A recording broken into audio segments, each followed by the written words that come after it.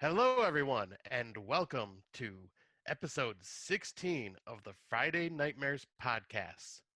On tonight's episode, we will be discussing relationships in horror, and also known as Scott's got some stories to tell and people to call out. Uh, but I am your host, Smoke Show Crawford, recording from Swartz Creek, Michigan, and with me, as always, is my lovely host, Heather Powell coming to you from Waterdown, Ontario, Canada. Yes, I said Waterdown because it's a sub community of Hamilton, and I didn't say Hamilton this time. And yeah, Scott's done with asking for the manager, and he's just making his world known about dating. I think I might have some stories too, um, as well, but not. I feel like it's harder for men. It's not so hard for Pound and Powell.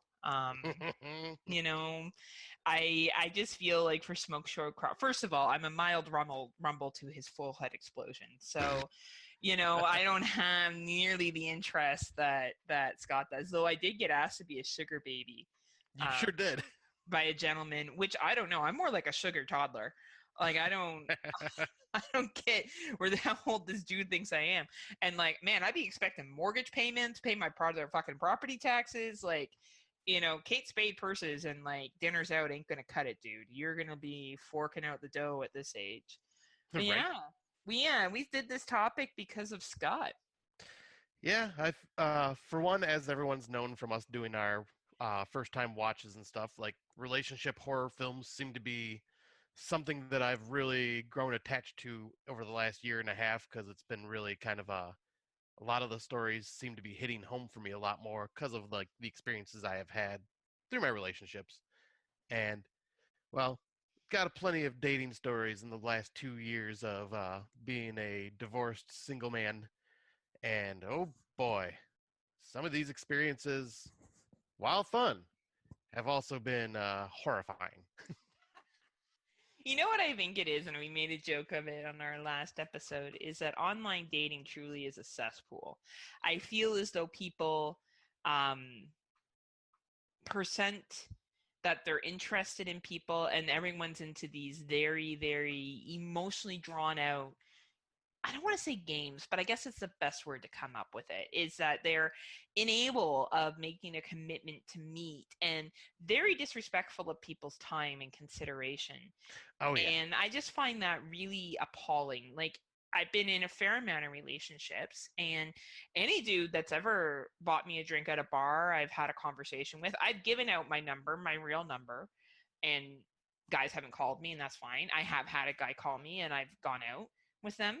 Um, like I don't know. And if I'm no longer interested in somebody, I give them the healthiest, honest truth I can. Like, I once broke up with a dude that was too short, um, for me, for my likings. I do like really tall men, but I didn't tell him that. I didn't say you're too short. I just said I'm not feeling this. I don't think we have a lot in common. And I owned it, and I was polite as I could be. I didn't want to fucking drag him out and ghost him. But this whole ghosting thing and some of the shit you've experienced is just so immature. Yeah. Yeah, there's been some ridiculous things that has happened. Like some of it I'm like, okay, that's part of the dating life. But then some of it's just like, why do you even try? Why are you even on these sites? Like you're just wasting people's time. Well, and I think it's emotional manipulation in some cases. I think, and women tend to do it a lot more than men, which is why I think guys are always surprised. And I'm not trying to brag about myself or anything here, but I'm pretty straight to the point. Like, if I'm feeling you, I'm gonna fucking tell you. If I'm not feeling you, I'm gonna be nice about it. I'm Yeah, gonna I tell was you in a gonna way say. that comes out nicely. Well, I'll say in the year that I've known you, like you are just straight up fucking honest.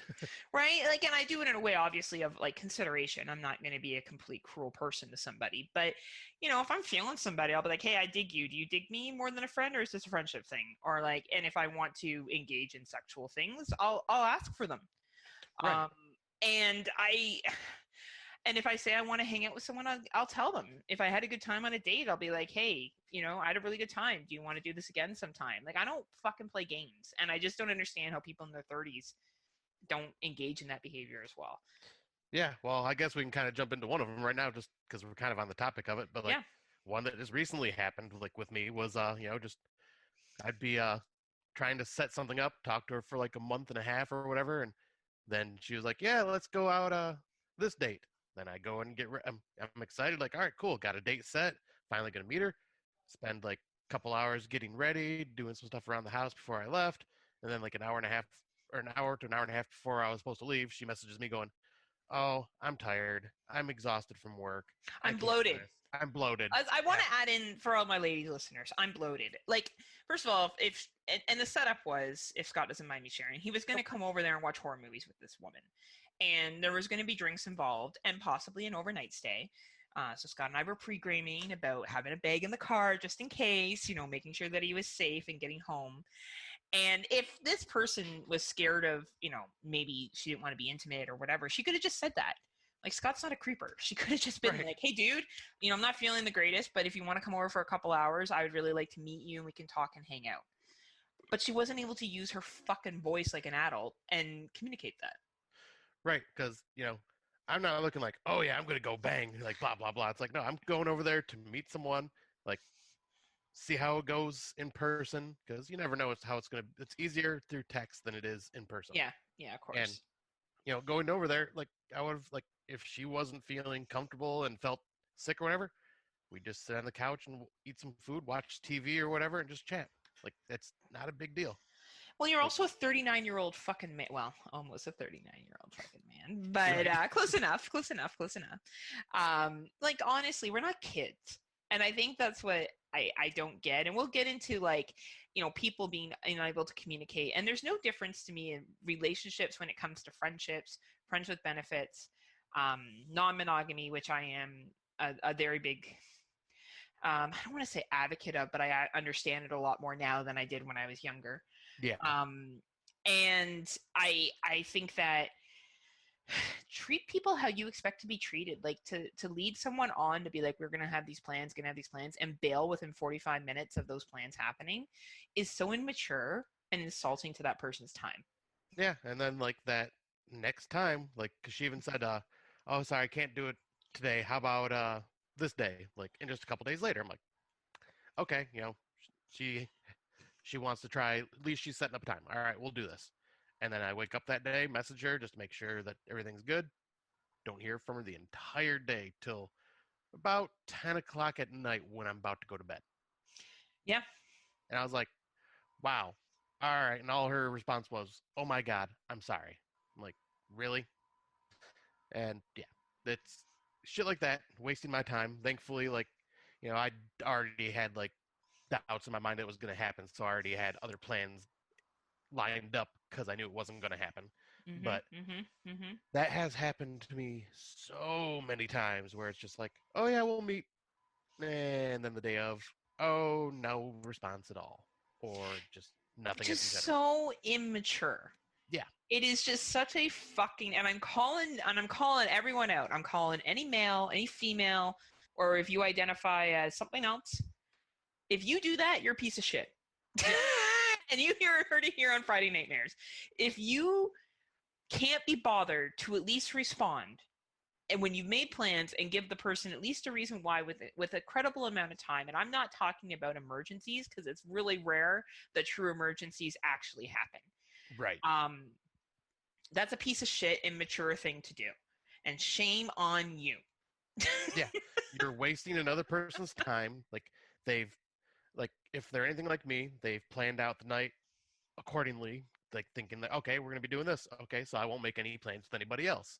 It's like you're wasting a lot of people's time doing that, and like Hmm. no one likes to be stood up, whether it's guy or girl.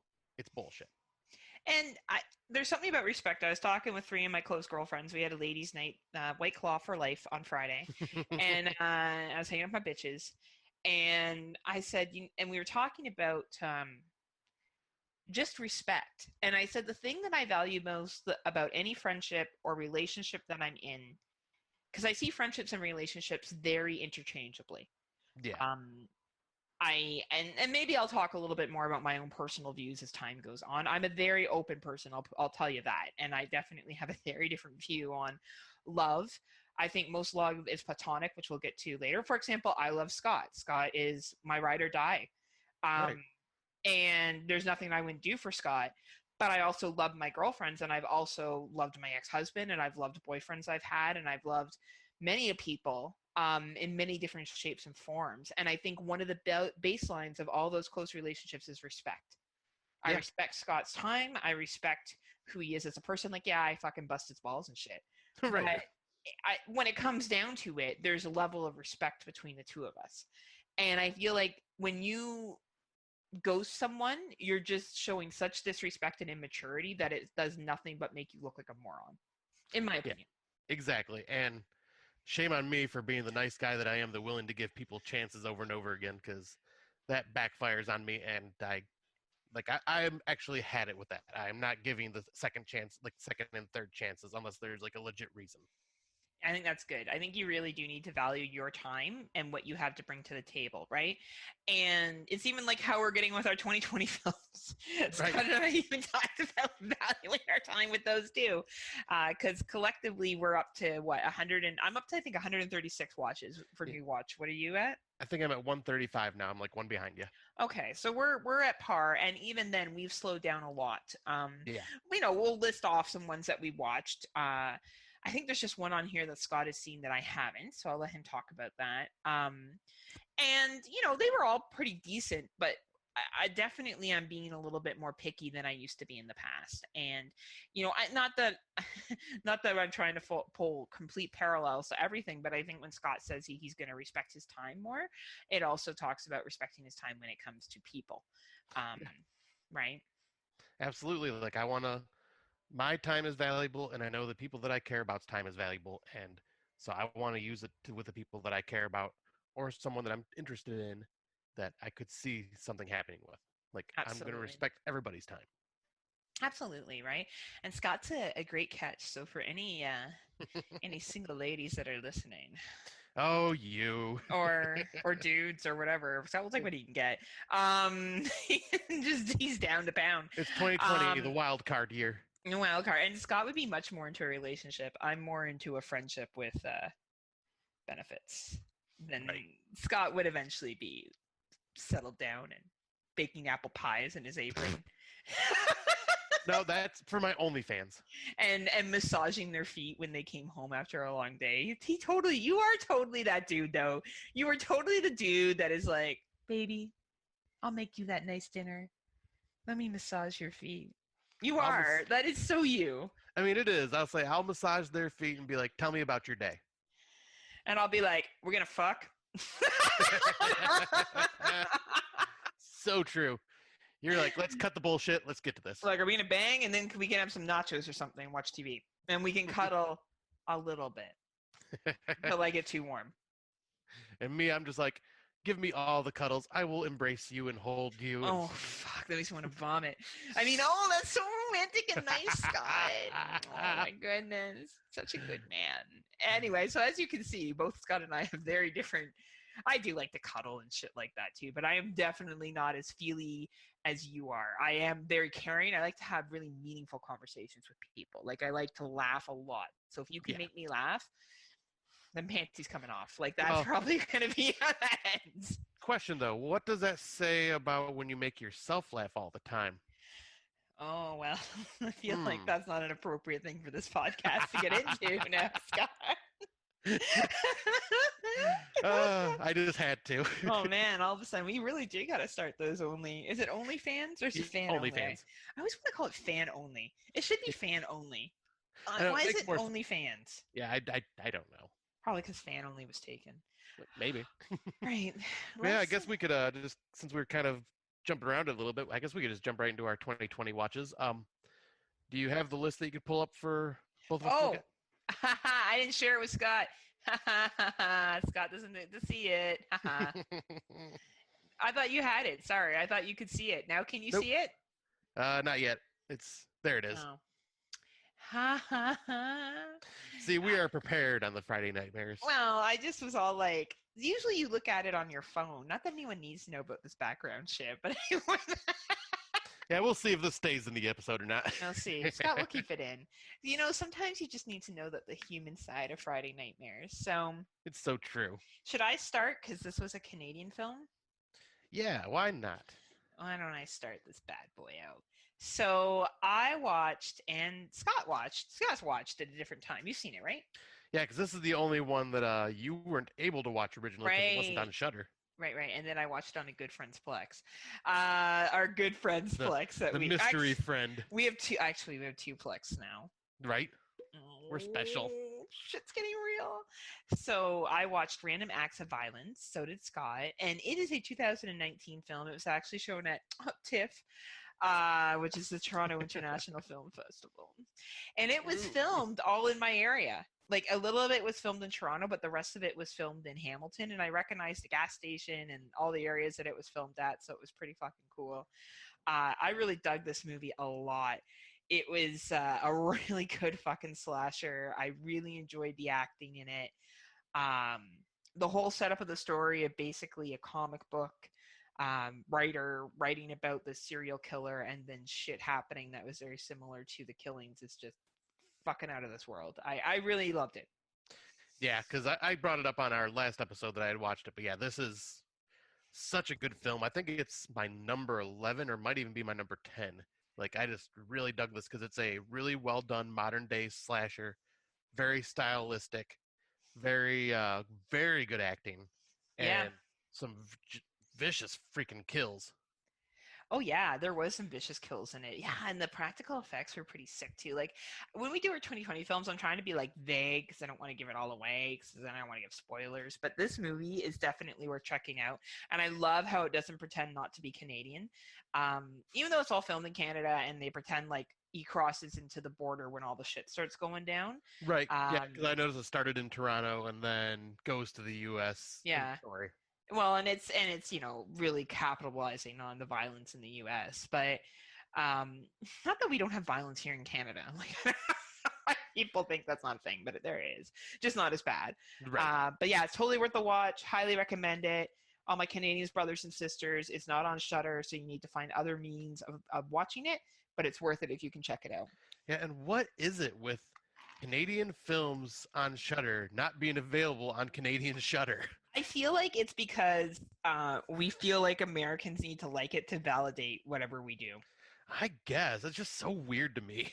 I honestly think that's the way. I feel like Canadians are just constantly trying to validate shit for the American audience. Yeah, I could see that. In my humble Heather opinion. Humble, because she is so humble. Yes, that's right. Just like Kanye West is. Kanye West and I could have a competition of who's more humble. It's so true. I mean, but he is running, or he was running for U.S. president, so. He sure was. Oh boy. That's your man. That's your man. Yeah, boy, help us all. Mm-hmm. So, I will talk about the next one because we both had watched this as well. Uh, one of the probably funniest titles that we've had for this year, and that would be the film Uncle Peckerhead. Which I didn't quite get what it was all going to be about, but it was pretty down to pound. Yeah, like it was it's a horror comedy and it's about this like punk metal band that ends up getting a roadie that follows them around to every one of their shows, and he just so happens to be kind of a monster. Well, I think that's the best way to describe it. And we don't really know what kind of monster he is. Right. It's What is he, just like a vampire? he looks almost like a demon. Like a demon. Yeah, maybe that's it. But yeah, it's an independent film. And it's filmed in Michigan. Was it really? Yeah, I looked it up. It was filmed in Michigan. Um, No shit. yeah, I know. See, this is what I do. I Well, just fucking look now up it's my films. number one film. It's got to be. Like, it has to be filmed in fucking Michigan. It was really, really entertaining. It was a lot of fun, funny. I really enjoyed the interaction of the characters. I really like the typical like punk band shit that it came out with. I thought that was really, really cool. Yeah, like just a fun film, and it can be found right now on Apple, Google, uh, Voodoo. Voodoo? Is that what it's called? Yeah, VUDU. Yeah, Voodoo. Okay, and then YouTube. You can rent it on there right now. And yeah, I highly recommend this because this movie was funny as hell, and once again, really gory with some awesome practical effects. Yeah, it was sick. Check it out. Good. If you like funny, you gotta like statistical. Not statist. It's not a satire. You would have to just like, I don't know. You have to have a sense of humor. So I'm surprised Scott liked it. But if you have a sense of humor and you like shit like Shaun of the Dead, is that fair to say you'll probably like this one, Scotty? I would say a lot. It reminded me, yeah, because I'd say Shaun of the Dead, but Shaun of the Dead's got the British humor, but it's, if you find that funny, you might find this funny. I would say it's more along the lines of like Deathgasm, where because it's like it's a very it's a splatter film, so stuff like Evil Dead, Evil Dead 2, and Deathgasm and Dead Alive, like it's very gory and violent over top like that. And yeah, the humor, I would say it's very similar to Deathgasm. Awesome. I've not seen Deathgasm yet.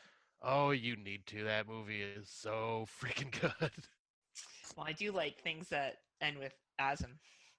Well, and it kind of goes along with this movie too, because it's about a black metal band, but they end up summoning demons. Nice. I'm all about the demons too. You are pounding summoning those demons.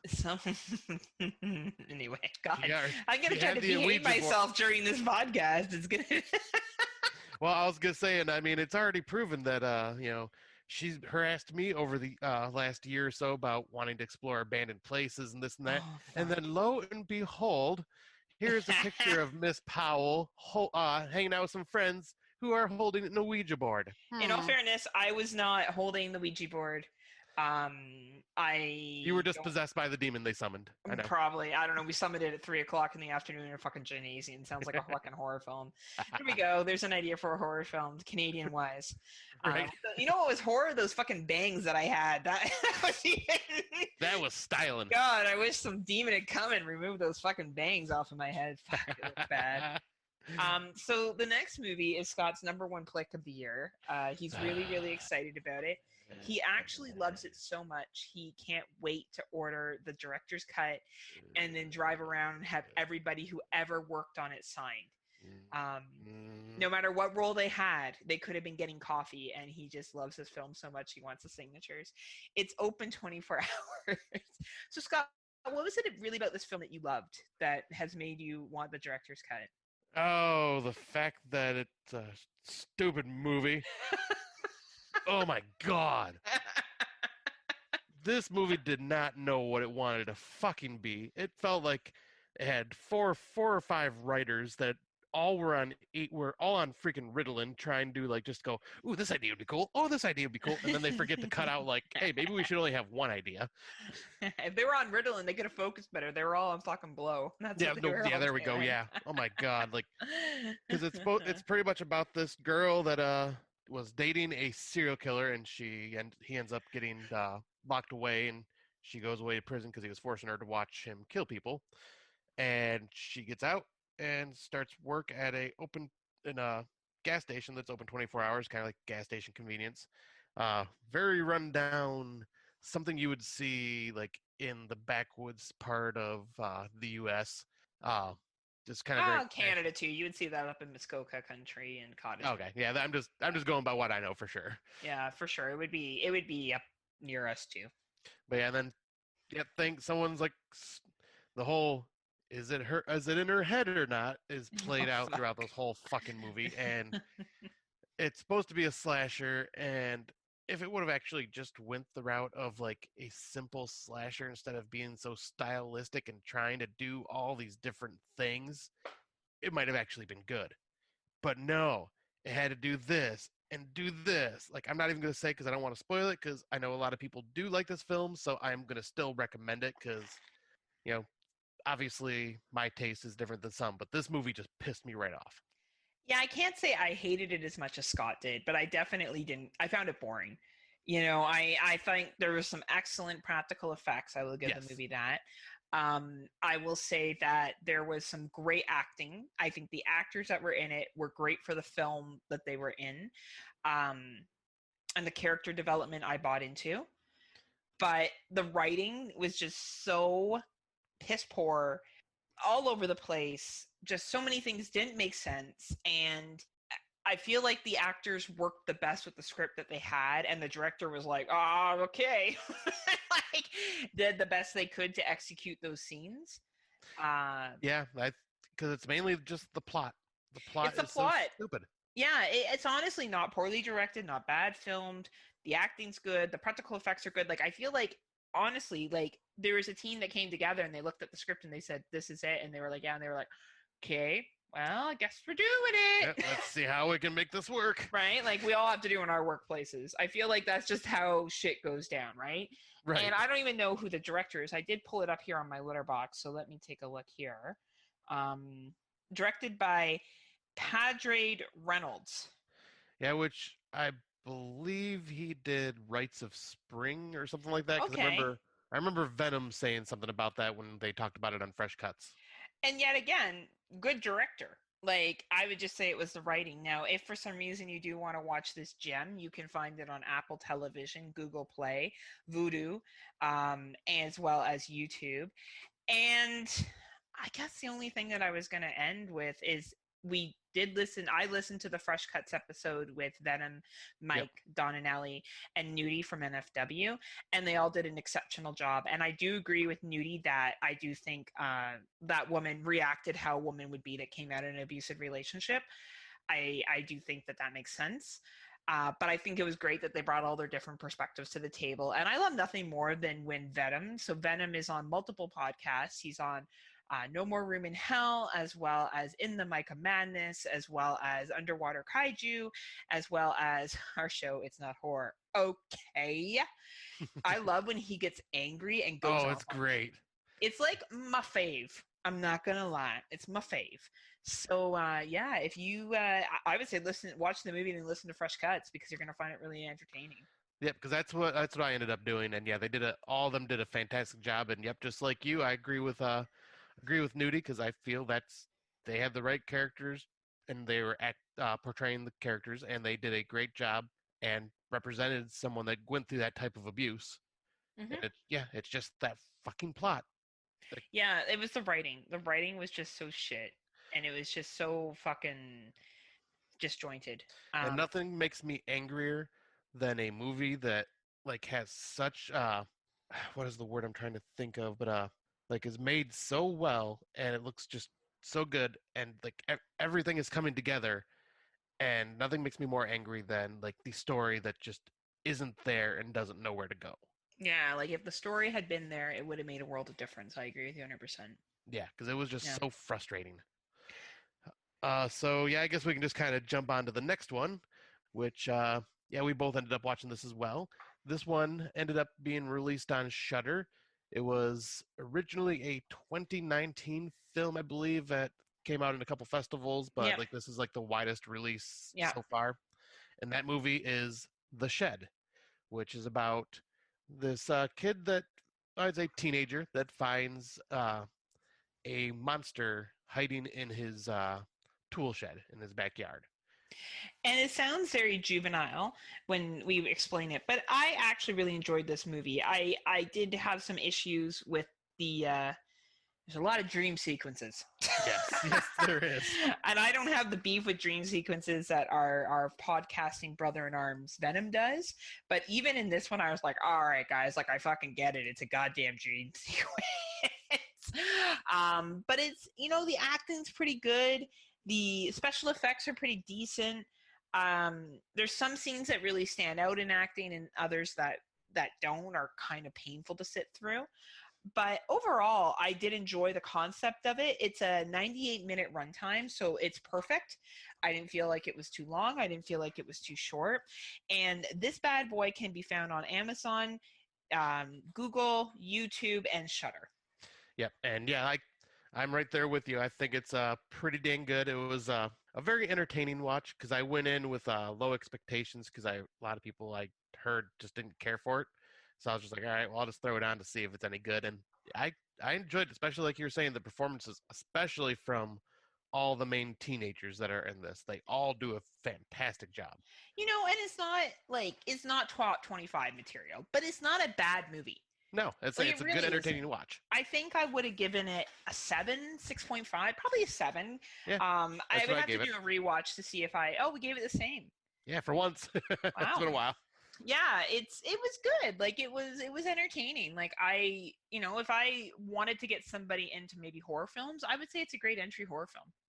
Yeah, that's actually a very good way of looking at it. Yep, You know, very. it's not too scary, but it's suspenseful enough that Yeah, it's beyond like the teen like teen horror movies. It moves more into like a moving into more serious horror. right. More like a more modern day monster movie. Yeah, yeah. Yeah, yeah, I think that's a great way of putting it because yeah, it is a good one to introduce people to. Right? Because sometimes you just need to pop those cherries. Exactly, and I love popping those cherries. Pop, pop, pop, pop, pop. That's the sound Scott makes when it's happening. Yeah, pop, pop, pop, pop, pop, pop. It's like popcorn, baby. Pop, pop, pop. And when you stop hearing the popcorn, better be careful. I'm burning up. Oh my god, you're so fucking that's so funny. All right, is it my turn or your turn? It's your turn. Is it? Okay. Yeah. So the next movie we watched, and we watched this one kind of just on a whim, was Centigrade, and we actually did watch this one at the same time together. And it's based on true events, which I could yet again not find any proof of, but Right. it basically starts off with a young couple traveling to the Arctic mountains of Norway. After pulling over driving during a snowstorm, they wake up trapped in their SUV, buried underneath in layers of snow and ice. If you've seen Open Water, you've seen Centigrade. Only snow. The end. Fair enough. And as everyone knows here, I have not seen Open Water right, yet. So. and I don't know if I could give the acting in this was extremely well done. I definitely felt a lot of anxiety. It was hard for me to watch at times, to be honest. There's just there's multiple events that occur in this that I was kind of like, if this is truly based on a true story, I think they've really exaggerated things. And there was just other things that happened that just made me really sad. And I found it difficult to watch. My heavy emotions were definitely coming out during some of the scenes. So yeah, because this was a very depressing film. it was really depressing, actually. Yeah, and this is once again one of those films that could have fit in our survival episode that we did. It's right up there with all the level of those films because yeah, this would have been a situation if this truly happened. This would freaking suck. Yeah, and it's 90 minutes. Sorry, it's 89 minutes in length. Definitely, I consider it horror because there's some fucking horrible things that happen in it, and there's that fear of freezing to death, claustrophobia, so many things that come out with it. I think unless you really like survival films, like if you really liked Open Water, the first one, then you'll enjoy this. If Open Water bothered you, I would suggest skipping this one. Yeah, I'll say I could see that because yeah, because you and I both dig like the survival horror. That's why we did that topic in the first place. And yeah, I enjoyed this one. Like, well, I shouldn't say enjoyed isn't the right. Well, you were entertained by the movie. That's a fair statement to make. Right, but yeah, it was just a heavy hitting film, but it definitely was worth the watch. Like, I think I gave it like a 7.5, maybe an 8 out of 10. Like, it was just a really well done film. Absolutely. Yeah, it's well done. I didn't give it that high, but it's not a bad movie. I just would say to people, like, it's a bummer. Like, it's a bummer. So but the acting in it is really good. And if stories like that don't bother you, then, and I'm not saying anything like, oh, it didn't bother Scott, so like it just got to me. There was and I think also being a female, there was just some shit that happened that I was like, was just hard for me. But it's a good movie. The acting is good, as he said. Yeah. And where could this one be found? Hold on, I pulled it up. So in case anyone feels like being depressed, they can watch it nowhere because I have no list here, but I'm going to assume that it's on Google Play. You can probably find it from YouTube. Or it could be a screener that we watched on a good friend's Plex, but they haven't listed here on Letterboxd where you can watch it yet. So maybe just keep an open mind or open eye for it in YouTube or Amazon or Google Play. All right. Well, then the next one that we'll talk about then is The Pale Door. Now, this one had Scott written all over it from the very beginning. It is a Western horror, like an Old West style horror film along the lines of like Bone Tomahawk, Brimstone, dead birds, stuff like that. There's this is a part of horror that really doesn't get delved into too much, but like there's not a lot of Western films that are horror films. Like there's some now, but this is a part of the genre I would like to see a lot more of. And when I heard about this one, I got really excited because it's about this gang of people that end up robbing a train and go to find a place to hide out. And the place they hide out is at a brothel that is full of witches. I want to work at a brothel. I know you do. Bang, bang. Can you imagine? Pound and Powell will definitely have the man. second meaning. I'd always get the dudes that want to talk about their feelings. That would be my lack. I just want to cry the entire time while I held them. Continue. Wow. But man, this film was freaking awesome. Like I loved. Of course you did. Loved this movie. Like it was just very tense, great, really great performances from everybody. Like the acting was amazing. The set designs for making this the Old West, really well done. They even used a lot of the language from that time, like Pinkertons instead of cops and stuff like that. And some of the deaths are hard hitting and horrific, and the designs of these witches are very creepy and very monstrous, and amazing score to it as well. Like this is in my top 5. Really? Yeah. You know, I'm glad to see that we're going to have 2 opposing lists. One that's really good, which will be mine. I'm just kidding. I know I'm actually excited to hear that because it was nowhere near mine, like top 10. But it's not because it wasn't a good film. It just wasn't my jam. Right. Which just didn't hit you the way it hit me. Well, you know, it wasn't a social political movie about horror. And God knows I only like those fucking films. So, now if they had been protesting the brothel and fighting for women's rights, yeah, back in the Old West, that's not happening. Would have been right up there. No, I really enjoyed the special effects in this actually, and I thought the story was really good. The relationship between 2 main characters, and one of the things that one of the characters was hiding, I thought was very interesting, and then the outcome of that character made sense for, you know, what was currently happening in his life. Yeah. So it was really, really well done. And the ladies were also like sexy, and then they are not so sexy at times. So it's really like, it's cool. And I will have to say, I was impressed that they didn't just show a lot of pointless nudity, because this would have been one of those films where they could have just gotten away with just showing all sorts of nudity because they're in a brothel. And yeah, no, like I don't think there was any nudity, surprisingly. Well, and I think also at that time in the West, there was nudity. Like brothels, you kept that shit to the bedroom, and it would have been very discreet on how it began, right? Like men like a show.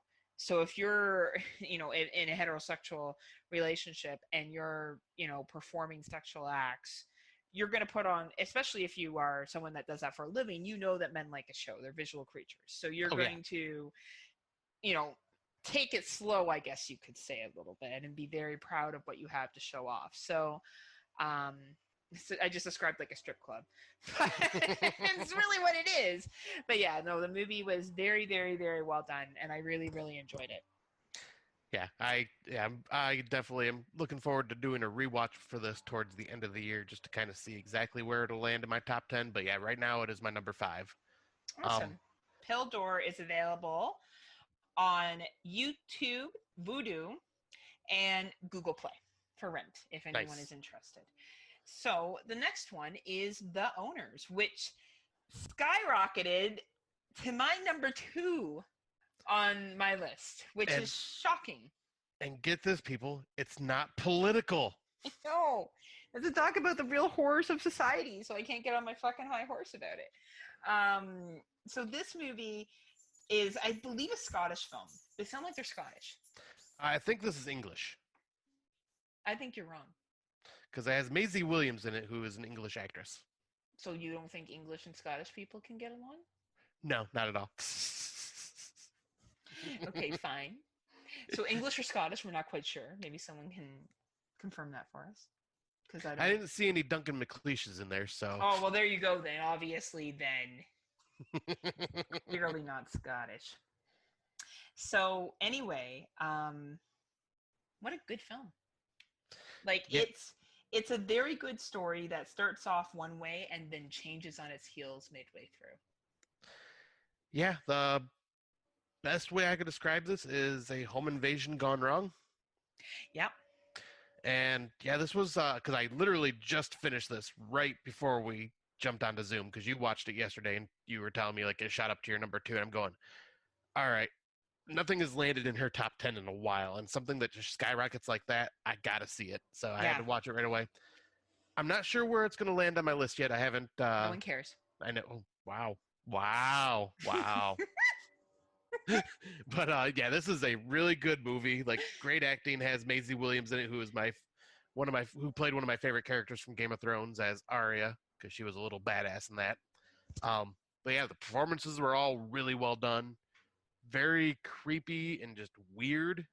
And I'm honestly just kind of shocked that it jumped up to your number two. I could see it being in your like top 20, but I'm surprised it jumped to your number two. Like The reason why is because the character change in it. I really appreciate characters that can present as one way and then present as something else uh, through the film. And I think it takes a lot for a film to do a good job of switching protagonists and antagonists. that is very true. And this film did that. It did a very, very good job of taking who we were pretty comfortable with being the antagonist and the protagonist and switching it. And switching it right away. Yeah, it was like a light switch, just turned Like right on. you knew something was wrong. Yeah. And I really have respect for films that can do that. Yep, same here. I was like, but yeah, I was just very surprised it shot up that high for you.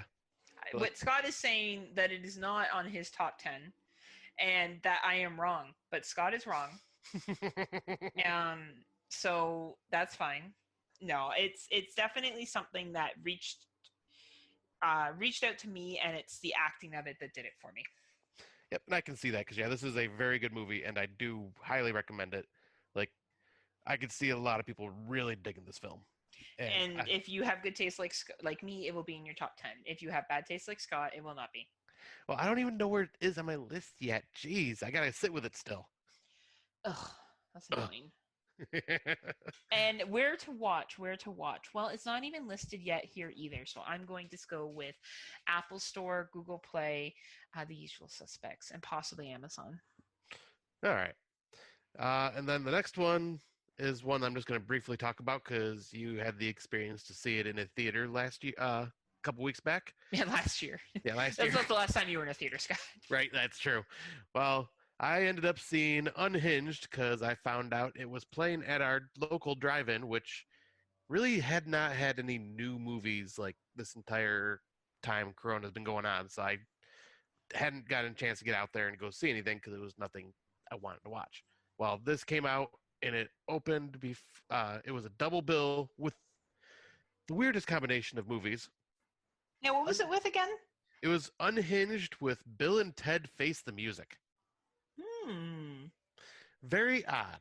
But yeah, Unhinged was just action-packed thrill ride from the very freaking beginning and just punches you in the face and doesn't stop till the very end. It's just, man, it was like pedal to the metal, literally, with the whole road chasing and just, yeah, hardcore adrenaline action with horror elements, which It's sick. Yeah, there are some pretty awesome kills, and freaking what's his face Russell Crowe does an amazing job as the antagonist. Like he's just a super threat.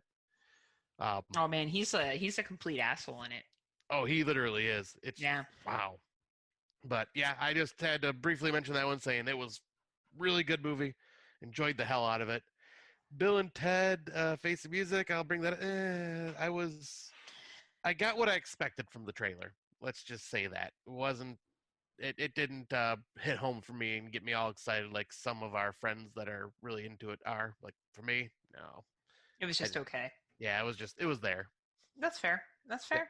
Though I will say that Keanu Reeves and Alex Winter definitely reprised their roles like amazingly well after being away from them for so long. Like awesome. They were back to being Bill and Ted, which was great. That's Um, awesome. and then, yeah, the other film, I will bring this one up briefly because, well, Scott has finally gotten back into writing for pop horror again after quite a while, a long break. Well, there's also a bigger announcement, but we can save that to Out of the Dark. Oh, yes, yes, we can. Yeah. Yeah. But the movie that I ended up getting a screener for, which my review will be out probably before this episode airs. Well, it will be out before this episode airs. That movie is called Evil Under the Skin. Skin. Let me just, the reason I put this one on the list is I just want to give a forewarning to everyone. Don't waste your money. Oh, I can't believe I'm going to say this. It is the worst film I've seen this year. Which is beating like the Ouija Shark and Pigster. Yeah, The Pigster, which has been my worst film the entire year, and this topped it. And the acting is dreadfully painful. Like, they got some fairly well-known actors. Like, I think her name was Helen Udy, which she was in My Bloody Valentine and something, some other film that was like in the horror genre, like from the 80s. And I'm going, oh, that's cool. Oh, she must, no, don't give her lines. It was that bad, huh? It was god awful painful. So let me just kind of go on a rant here, but let's say the acting between the mother and daughter, unbelievable as shit. No mother and daughter would act that way unless you're watching a fucking porn. I thought I was at first because you were getting hopeful. You win, you grab some hand lotion. Right? I was like, man, this could make this movie a little more exciting. But no, there was a scene literally where they're sitting inside their cabin because it's about this mother and daughter that go on a cabin retreat and weird things start happening. And the first night they're there, they're sitting inside because it's raining or whatever, and the mother is making something for dinner, and the daughter walks out in underwear and completely open bathrobe, breasts hanging out, and just sitting there talking to her mom and just blah blah blah blah blah blah blah blah, like, and taking shots and just partying it up, and then her mother just there chatting with her too. And then I'm just like, what mother would just sit there and allow this to happen and just be like, oh yeah, my daughter's just topless hanging out with me. We're doing some shots. It's like, what the fuck? And are you sure you weren't watching Pornhub? That's what I thought for a second. Oh my god, this was painful, and everyone in this movie just did a bad job acting. The script writing, talk about Open 24 Hours was a masterpiece of a script compared to this. Like, I actually would watch Open 24 Hours and be like, here's a Golden Globe nomination for how good the story is. Because this movie, I get to the end of the movie and I'm still going, what the fuck did I just watch? What was the point of this movie? What was the story? What's happening? Like, it made no fucking sense.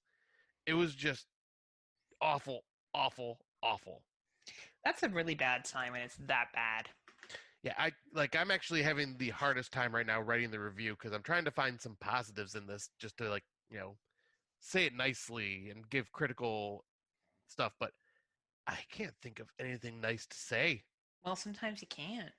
Yeah, because I could have, a lot of the times before, I'd always use the excuse of, oh, this was shot really well and looked like cool settings and everything.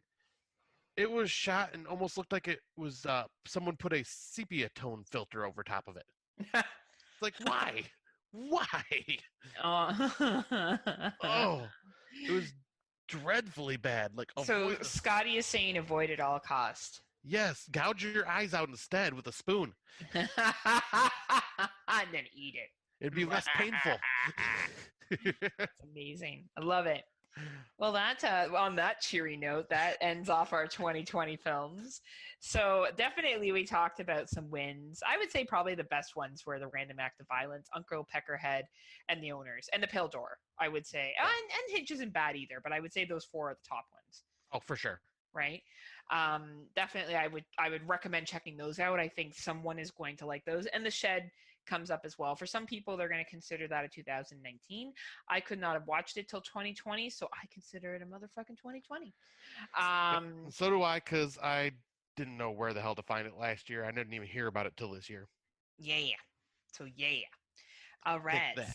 Take that. So we're on to our older films, and I watched The Blob finally in 1988, thanks to a good friend's Plex, and it was great. I really dug the fucking practical effects, and it was creepy. Holy shit! Like it was actually scary. I put it on, and I was like, "Oh, the fucking Blob. Who cares?" And I'm like, "Holy fuck! Like this is." And like people died in it that I didn't expect to die. Yeah, don't fuck with this blob. This blob will Holy kill you shit. in some very horrific ways. Yeah, and it took no prisoners, and it was really, and the characters were all very likable, the teenage angst and the relationships, you felt sorry for people that died. Like it was really, really, really well done. Yeah, this is in my like top 5 remakes of all time. I I just can see love why. this It's a good movie. movie. It's a really solid, good film. So I'm glad that I got access to it. I had a hard time finding it, and I'm glad that I got access to it and was able to watch it. It was sick. Now I think we both watched Prom Night 3 and Prom Night 4. Yes, we did. Um, Now I watch them because, well, as you all know, if you listen, we're Scott and I are obsessed with a podcast called Exploding Heads. Who are they? Like creepily like obsessed. Like keep pictures in our room of them and stuff. I keep a Um, picture in my pants at all times. just walk around with a picture of fucking Exploding Heads in your pants. You're like, this will help my junior become like Dave's junior. Ex- exploding heads, meet my exploding head. Oh my god! Well, it's like nightmare fuel material right there. Um, but yeah, they were fine. I don't want to give them away too much because if you do listen to Exploding Heads, they're going to be covering all 4 prom nights.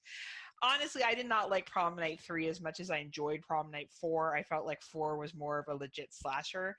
Prom Night 3, I just felt like was a fucking goofy ass movie that they threw together, which was fine. It had some funny lines and shit in it, but it was even too goofy to be funny for me. I feel like it was something that was made for TV, personally.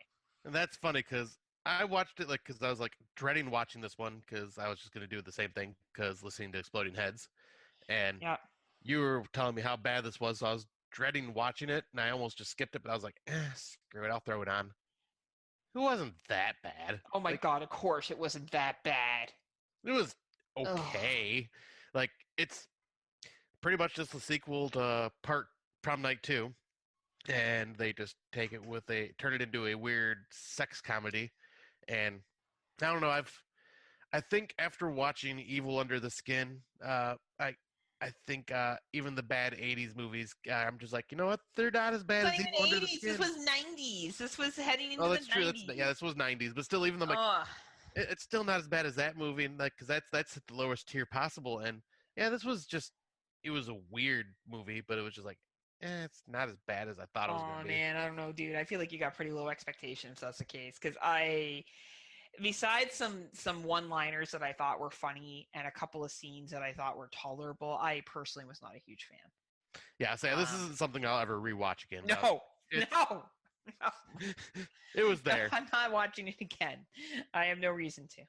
And then finally, I watched Maximum Overdrive 1986, which I Yes. fucking loved. And that is yet a movie that is cheesy and stupid too, but I feel like it's cheesy and stupid in a way that is more entertaining. Like when you have the trucks having a protest so they can get diesel outside, and the kid communicating with the trucks in fucking Morse code, and the woman from Poltergeist there. Yeah. Super We fucking annoying. made you. We made you. Like, oh my god, it was so fucking funny. Like it was just, and like the steamroller scene in the baseball park.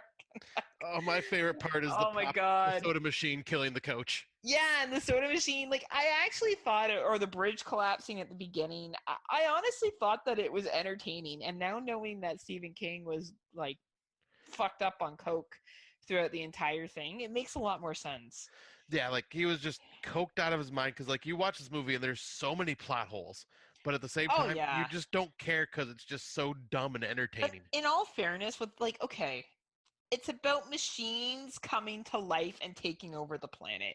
Do you really sit back and go, man, I really hope the plot here really follows Well, some no, kind of fucking structure? the Like, come plot on. hole is you have every machine coming back to life or coming to life on their own, except for when it's convenient, like the couple driving their car and a couple other times where people are using machines and they're working fine, but then the other vehicles are all going crazy But down it depended on the vehicle. If the vehicle felt that it was being appreciated, then it That's a good didn't way of looking turn. at it. But when the trucks, they were just tired. They were tired of the lot lizards. They were tired Tired of being on the road of all the not time. being respected. They were tired of it. And they were just like, fuck you, truckers. Fuck you, truck stop. We are fighting back.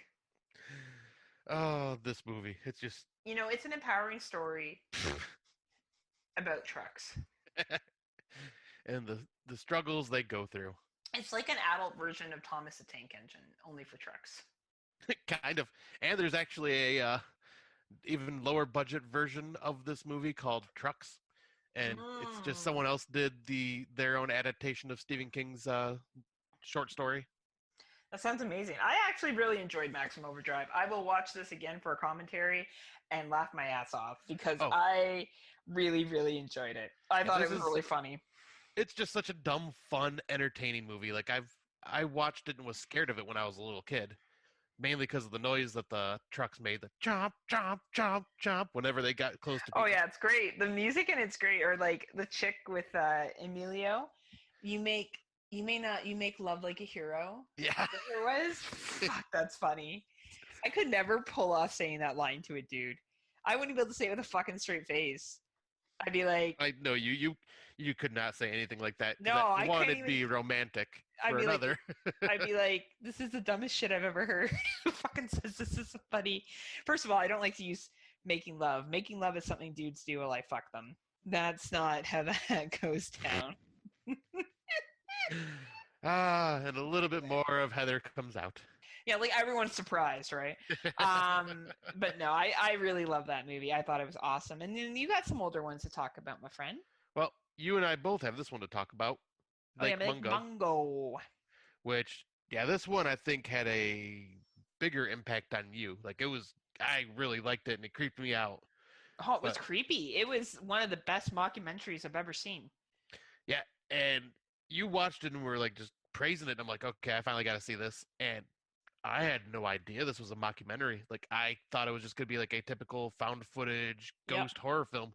And I go into going, oh, this is like something you would watch on like the Discovery Channel or Mm-hmm. something like that, but it's like a real life story being told. Like, and man, they did a really good job with this. Like, They really did, and the story and the some of the things they show at the end, and just the way they kind of go back and forth between timelines a little bit is just so effective. Like it's creepy. Like it literally gave me the willies. Like like very few movies creep me out. But first of all, I believe in ghosts yep, and the paranormal. Um, so already you have me there. And just the acting in this, the way it was filmed, the way the plot developed, the way everything was delivered, it was incredible. It was a great film. Like I'm sad that I missed this one, but I'm glad I finally got a chance to check it out. yeah, same here. Because I've heard of it for so long, but yeah, like I'm happy I finally got to see it, and yeah, very good movie. Absolutely. Um, so yeah, I'll jump onto one that I've also heard a lot of praise about, and that is Fade to Black from 1980. I've heard about this one on like slasher films and other uh, just horror movies in general talking about this one, and it's basically about a kid who is obsessed with cinema to the point that he is a lonely, sad guy that like all he does is he watches movies over and over and over again, like memorizes lines, remembers quotes, um, and like literally is obsessed with these films. And he ends up falling like head over and heels in love with this girl that he meets at a diner who reminds him of Marilyn Monroe. And he starts stalking her, and then he gets bullied because of how he acts and stuff like that. And when he starts getting bullied, he ends up snapping and dressing as some of these villains from some of these films that he's seen and kills his victims like the villains would have in the movies. Like he dresses up as a gangster and shoots someone and like starts speaking like the guy that's dressed as the gangster, and then That's kind of cool, actually. he dresses as the mummy and kills someone else, and he'll just dress himself up and go on this killing spree of people that just hurt him and picked on him. And Mm. it's a sad movie because it's just like, someone that just became obsessed with film that's a lonely dork just gets pushed too far. And And that's what happens when you bully people. Maybe people just shouldn't bully people. right? You know? And yeah, it's like a really, really good movie. I did not expect it to be like so just impactful like it was. I mean, I'm just like this really like I can relate to this a bit. Really? Yeah, like I mean, we'll just being the obsessed cinema nerd that I am, and then like I was like picked on for some of the knowledge that I have for being like that, and I'm like sorry, Scott, that I pick on you for the knowledge that you have. it's okay. I won't kill you, Heather. Well, you know what, though? I kind of would deserve it if you did. Like, in all fairness, like, I don't think anyone would look back on these podcast episodes and be like, she didn't have it coming. Like, I don't think anybody would say that. No, if anything, I'll just kidnap you and lock you up and then force you to watch Gremlins 2 over and over and over again. As long as I can have snacks. I will give you, let's see, kale chips. What the fuck is wrong with you? Just kill me. What is wrong with you? Go back to your fucking Fade to Black movie, nerd. Oh, that was the end of Fade to Black. I was going to jump into the next It sounds good. I want to check that out. 1980, you said? Yep, and that one is also on our good friends Plex. Our good friends Plex. And you can probably find it on YouTube. Yeah, probably on YouTube, and I probably might be playing on Prime somewhere, like might be Prime or Rent. Okay, cool deal. Cool deal. But then one that I checked out that was kind of in the category for this show. It was possibly going to go into our main topic, but it's called What Keeps You Alive from 2018. And this one was on US Netflix, and it's about a lesbian couple that has been together for about a year. They go to a cabin in the woods just kind of as a anniversary getaway. And then, well, I guess when you're in a relationship, you get kind of shocked when you find out that someone you love is not who they've been playing themselves out to be the entire time, and it ends up being a hunt for survival, or pretty much a hunt for survival in the middle of the wilderness. Wow. And very tense, emotional, like just balls to the wall. It's really freaking good. Well, if there's anything you and I like, it is balls to the walls. Yeah, to the window, to the to wall. The floor. Anyway. I'm not going to go that far. I was like, you don't know it. You're so white. Please stop. I'll say, to the sweat drop down my balls. All these female crawl. Oh, for God's sakes. You hear that, ladies? Ah, skeet, skeet, motherfucker. Ah, skeet, skeet, goddamn. Oh, don't worry. I know a lot of the lyrics to that song. But that's how white I am. So white that he's like, I really needed this vacation. Oh, here we go again. Great, Scott. None of us need a vacation. Thank you for highlighting how much you needed this vacation. You're such a fucking smart ass. It's true. That's why I deserve to die. Like, seriously, people. If you know, in all fairness, Scott has a lot of hours of defense. This is why you deserve to be locked up and forced to eat kale chips watching Gremlins 2. You know what's more upsetting about that whole situation? Kale chips. I know. Like, that is not really Gremlins 2 that I'm kind of upset about. It's fucking, like, why couldn't you even give me something nicer than that? Well, because I'm punishing you. Fuck.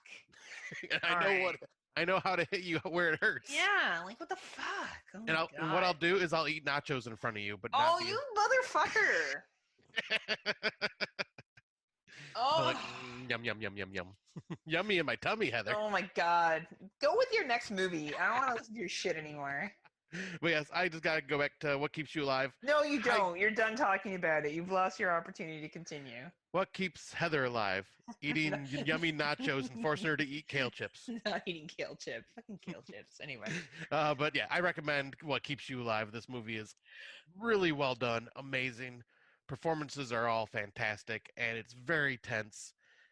It also stars the main female from that It Turns the Sands Red, that zombie movie where she was the exotic dancer being chased by the zombie in the Oh, cool. yeah, she's in that as well. And Nice. yeah, amazing movie. Go check this out. And then the last one I will bring up was, I believe, a made-for-TV style thriller type movie, but called Bad Match, which was out 2017. It is available on YouTube, is where I caught it for free. And it's pretty much about a guy that is a just kind of a piece of shit that will swipe right on all these women on dating apps until he connects with like someone that he's attracted to. He'll go out with them, and he'll be a smooth talker and like know all the right things to say, take them home, bang them, or he'll go to their place, bang them, and then he'll pretty much fuck them and leave them, and then never call them back. Nothing again ever happens after that. And he, like, his friends will be like, "Why the hell do you do that?" He's like, "Well, she slept with me on a first date. I don't want to be with a woman like that." But he's going around just doing this like on purpose. Well, he ends up doing this to the wrong type of chick who becomes obsessed with him and won't leave him alone, calling him at his job, calling him on his phone, making excuses and saying like she's her, saying that she's the doctor or a nurse at a hospital, calling his work and saying his mother got in a car accident just to get him on the phone, and like pretty much just going, Wow.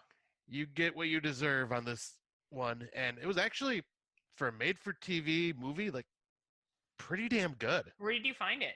It was free on YouTube. This sounds like something I would watch. Yeah, it's like, especially if you like, because I know you love some of those Netflix horror thriller style films, kind of like the one that we watched with Omar Epps in it recently. Yeah, it's predictable, but I still find them fun sometimes. Yeah, and this one kind of gives you a swerve too that you're just not expecting, and then like, I figured it out towards the end, but like at first I'm going, wait, this isn't starting to add up. But yeah, You really, I used your recommend big this. brain, and you were like, "I got this shit. I know how figured this shit's going out. on." That's Yeah. awesome. Yeah, this was just kind of one I looked up because I was trying to find like relationships gone wrong style horror films, or dating gone wrong horror films, and this one popped up, and yeah, I'm kind of glad I checked it out. It was just a fun, easy watch. That's awesome. I would never bother if some dude was like, banged me and left. I'd be like, perfect. Just what I needed. Just needed a good banging and be done. You know, and if I really wanted a relationship, I probably wouldn't take them home on the first night, to be honest with you. Right. You know, or maybe I would. I don't know. Like, I think it would depend. I don't think there's anything wrong with having sex at any stage with meeting somebody. I think that's Not at all up to the people that are involved. But some piece of shit like that, he sounds like a fucking loser. And there's dudes out there that are like that. Oh, yeah. This is like chicks that probably do the same thing, only maybe more emotional blackmail and stuff like that. Yeah, because I'll say, I know there's no doubt in my mind that there's men that use these dating apps just to use women for a quick bang and be out. And like, that can be emotionally fucking damaging to the person on the other end of that. It can be, or it could be like me, and I could be like, whatever. Right. Well, I'll say, like, you are the type of person that would establish this type of shit right off the bat, too. He'd be calling my ass the next day, and I'd be like, dude. Nah, we're done. Nah, I had my fun. Turn the fucking tables around. Anyway, like I would get that many people wanting to bang me on a dating app. I don't even think. Oh, you absolutely would. Oh, thanks, Kyle. You absolutely. They all been banging. Pounding Powell getting her nickname again. That's right. Right? And it's such a double standard, right? Like how women. Like, I put emotional stake into sex, absolutely. You know, I don't have sex with someone I'm not attracted to, but, like, not like I have sex with someone I'm like, he shall love me forever because we made enough. Like, right. I understand now as a 30s, like, in my 30s, that, like, sometimes sex is just a transaction. Yeah. You know? And I think it really depends on, you know, for me, I haven't slept with that many people. I guess it depends what you consider that many. But it's all been meaningful. It's never like I've had sex with someone and I didn't know who they were, where they lived. You know, there was some kind of relationship there. And I don't know. I just think it's an interesting, like, they always present these women that they bang someone and they get super sad afterwards and the guy doesn't call back. Maybe, like, the sex wasn't that good and she don't give a shit. Right. Right? Like, Or maybe she was like, great, I got what I needed too. Fuck, I don't want to put up with your shit, having you in my house trying to pay your fucking bills. Like, you know what I mean? Like, Oh, it's so true. it's so stereotypical that these women are emotionally upset that this guy bangs and leaves. And like, some chicks might not even give a fuck. Like, right? And they don't present that side of it. But then you wouldn't have a horror movie. So it'd be a pretty short movie. Yeah, right, exactly. Bang the Right? person and then they never call back. Right. The end. Well, or he becomes obsessed with her because she doesn't Oh yeah, like set, that would have been a good right? turnaround. Right. So anyway, I guess that ends our older films. Yep. So yeah, we can jump right into what we've been listening to. So you got the first one, so I'll let you go ahead. So two very well-known podcasters run this podcast.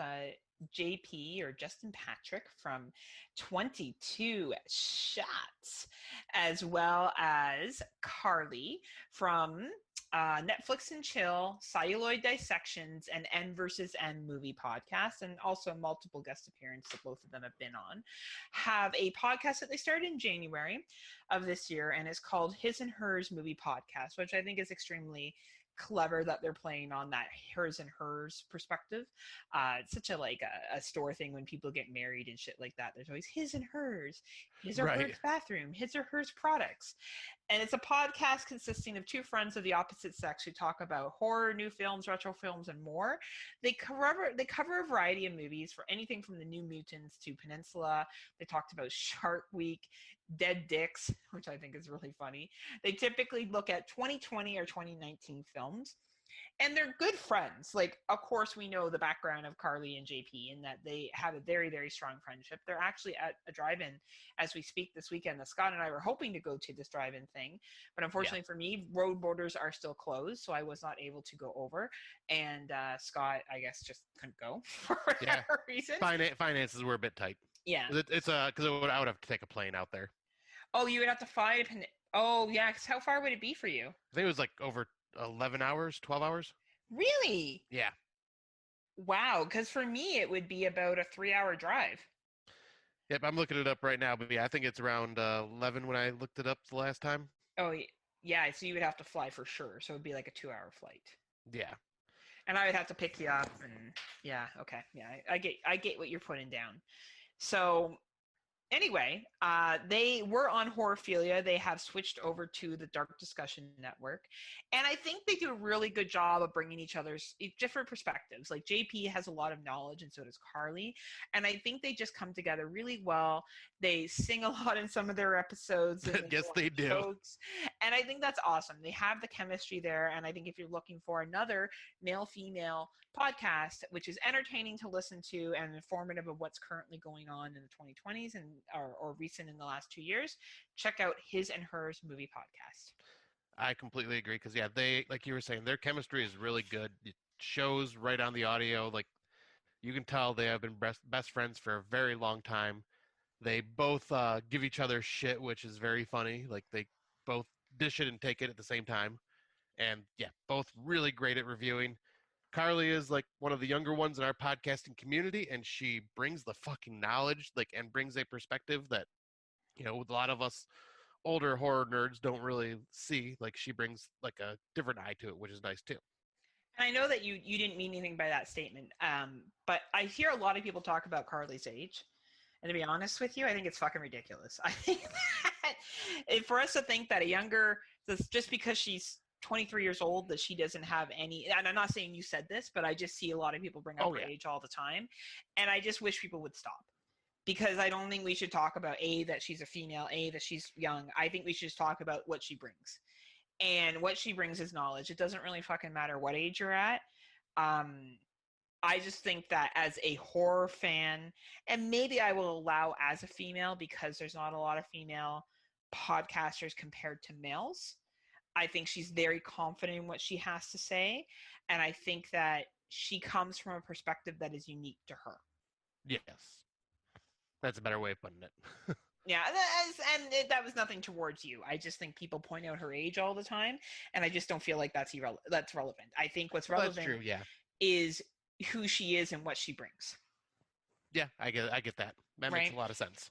So then yeah, I guess I will jump on to the podcast I listen to, and that is the podcast Under the Stairs, hosted by the madman himself, Duncan McLeish. Man, I could just listen to this dude's accent just speak to me all day. Yeah, because you think it's sexy. Oh, it's such a great. I love the accent of his. Um, but yeah, he has like insane. He does so many episodes and podcasts. Like I don't know how this man has time to be a husband and a There's father not and much going on live in a life. Scotland. Just a lot of sheep. I guess because man, that guy is A lot of fog. yeah, a lot of fog. But one thing that's going on right now, and involves a ton of our fellow podcasters, is the summer series. Mm-hmm. And like I think they're going through, was it 2000 to 2010? Mm-hmm. And yeah, they're doing like one episode with like 5 or 6 people discussing like the top 10 of each of those years, and it's kind of like a roundtable discussion, and it's a lot of work. Like I gotta give props to everybody that was involved in this, because I think we got invited to be part of it, but I just, as much as I was honored, there was just too much going on. But neither one of us moved forward with it, and Yes. and it truly is because of the work that's in it. Yeah. I just don't have the threshold, and personally, I don't think I'm that good. I think when it comes to something like that, that's not where my strengths are, and I can admit where like you could do it. I don't think I have the strength to go into summer series and argue for a movie that other people should like. It should win, Right. because I don't care enough. Yeah, exactly. And that's just not who I am. I think the people that are in it are very good at that, and they have their rightful place at the table. Yeah, and these episodes are very interesting to listen to, like getting all these different opinions, and they're very long episodes too. So be prepared for that, because I think they're anywhere between 4.5 to 5 hour long episodes each for each year. Yeah, it's an investment. Yeah, it's an investment, but it's worth it for all the hard work they have put into it. And he also does all sorts of different styles. Like he's a solo caster for the most part. Mm-hmm. Like he reviews newer films on his own, and like just they could be quick releases, or it could be like a little bit more longer discussions. He does the Russian roulette franchises, where he will put out a post on Facebook and call on other podcasters that want to join, and he'll say, "We're doing a Russian roulette style for this franchise. Anyone want to join?" And whoever comments, he'll write their name down, put it in a hat, and then he'll write down the name of all the movies and their sequels for that franchise, put in a different hat, and he'll just randomly draw someone and the movie and put them together and be like, "All right, you're reviewing this movie with me." And he'll go through the entire series, where everyone else just has to watch one movie. I didn't know that he does that. That's really interesting. Yep. That's how I ended up working with him. I unfortunately got the fucking short straw, because we did the Puppet Master franchise, and my name was the very first name he pulled out of the hat, and the movie that he pulled, oh god, Puppet Master: The Legacy. Oh, it's not good? It is literally the most laziest film I've ever seen. Like, it's got about 10 minutes of new footage, and the rest is a clip show of the first 6 films. Wow. And that is the one and only movie I have ever in my life given a flat out 0 out of 10. Wow. Because there was just nothing creative about it. Him That's and I rare both for agreed. you. Yeah, and like it was fun doing it though, just because it was like I listened to that show. Yeah. I listened to that. Yes, I did listen to that. Yep. So that's the Russian roulette franchise, or Russian roulette. He'll do that with like a bunch of podcasters. And that's awesome. I think they just did the Jaws franchise for Russian roulette recently. That's awesome. I don't know if I will have a chance to work with him, but if I ever do, I think it'll be a real privilege. Yeah, he is a very fun and awesome person to work with. Great. It seems like it. I feel like he truly is, and from listening to him as well, I just think he has a lot of maturity and the way he presents himself, and I have a lot of respect for people that do that. Oh, absolutely. And I think it's awesome. And yeah, summer series, props out to all our horror podcasting brothers and sisters that were involved. A lot of work went into it. So yeah, you guys are freaking champs, because I don't know if I could pull that much. Well, maybe Scott will do it next year. I will still not, but maybe Scott will do it next year. I don't know if I'll have the time for it. We'll see, though. It's a lot of work. It depends if he's banging all them bitches and then leaving like bad match. Oh my god. That's not happening. He's like, I'd be staying and cuddling and being like, hold me and tell me how beautiful I am and how beautiful this was. Oh, and I can't stop crying because of how beautiful this session was. See, now you've turned me into this weak little softy. No, hey, there is nothing wrong with a man that is strong enough to show his emotions. Oh, I know That is not unattractive at all. Don't let anyone tell you otherwise. What is unattractive is crying during sex. Yes. That's what I was getting at. Is there a story behind that that you would like to share with the rest of the class, Scott? Oh, there is a story I'll share involving me crying here coming up soon, but I don't think I've ever cried during sex. No, I've never done. No, it wasn't during sex. I've thought about laundry and other things. I remember I banged a dude watching Tremors, and I got him to put me in a position so I could continue to watch the movie because I was really bored with what was going on. Oh, that is. We were kids. Like I was like 17. In all fairness, but I wouldn't do that now. I just make it better. Right. But at 17, I was all like, Tremors is on. I need to see what happens. We need to see this movie. Shh. Right. Yeah, exactly. Right. Stop shaking me so much. Yeah. I was like, can you just you shouldn't be lasting this long. You're like fucking 19. We should be moving. We should be moving on. Anyway, sorry, what was your Scott about you crying? Oh, yeah. So I guess I could jump into this wonderful embarrassing story, but you know what, this is the Scott show, so a little bit more about me. So this was my very first date after my divorce, and probably should have not gone on this date because it was probably only like 4 weeks after separating with my ex, but I wanted to bang. Well, I wanted to put myself back out there and experience dating, and you wanted to bang. I'm not Heather. I'm not Poundin' Powell over here. It's too bad. Like, the way I look at it is, if it happens, awesome. But I'm not looking into that. But we went to this date, met this girl, and Scott had a little too much to drink. Like, not realizing how much he had to drink because we were sitting down, and apparently I said something, I don't remember what, because I was so blackout drunk, that pissed her off, and she got really angry at me, and I got really upset and walked outside, and when I stood up, realized how smashed I really was, and more or less just stumbled outside, and I started crying in my car. I've heard the story before, people. That's why I'm laughing, because I know about the story. And I shouldn't laugh at him, but... And she comes and comforts me and tries to find me, we're trying to get an Uber and all that stuff for me because there's no way I'm driving home. And then all of a sudden she just starts kissing me while I'm crying. I'm like, what the heck? And then it just became a makeout session after that. But yeah, that was not a good night, and I never talked to her again. More like she probably didn't talk to me again on that one. Well, she made out with you, so she must have liked you somewhat. True, but oh boy, that was... Who paid the bill, by the way, when you guys stormed out? Oh, good question. Did we? I don't know. I don't remember if I did. That poor bartender's like, so man, there was this one night where this dude started bawling, this chick chased after him, they were making out in the car, and I was just like, you know what, we'll take the loss for the bar. Maybe they'll end up being together someday. Yeah, so that was a night that did not go very well, and Scott should have probably waited a little longer before putting himself back out there on the dating scene. Oh, Scott, you know what? You know, towards the end of a marriage, there's not a lot of affection that goes on.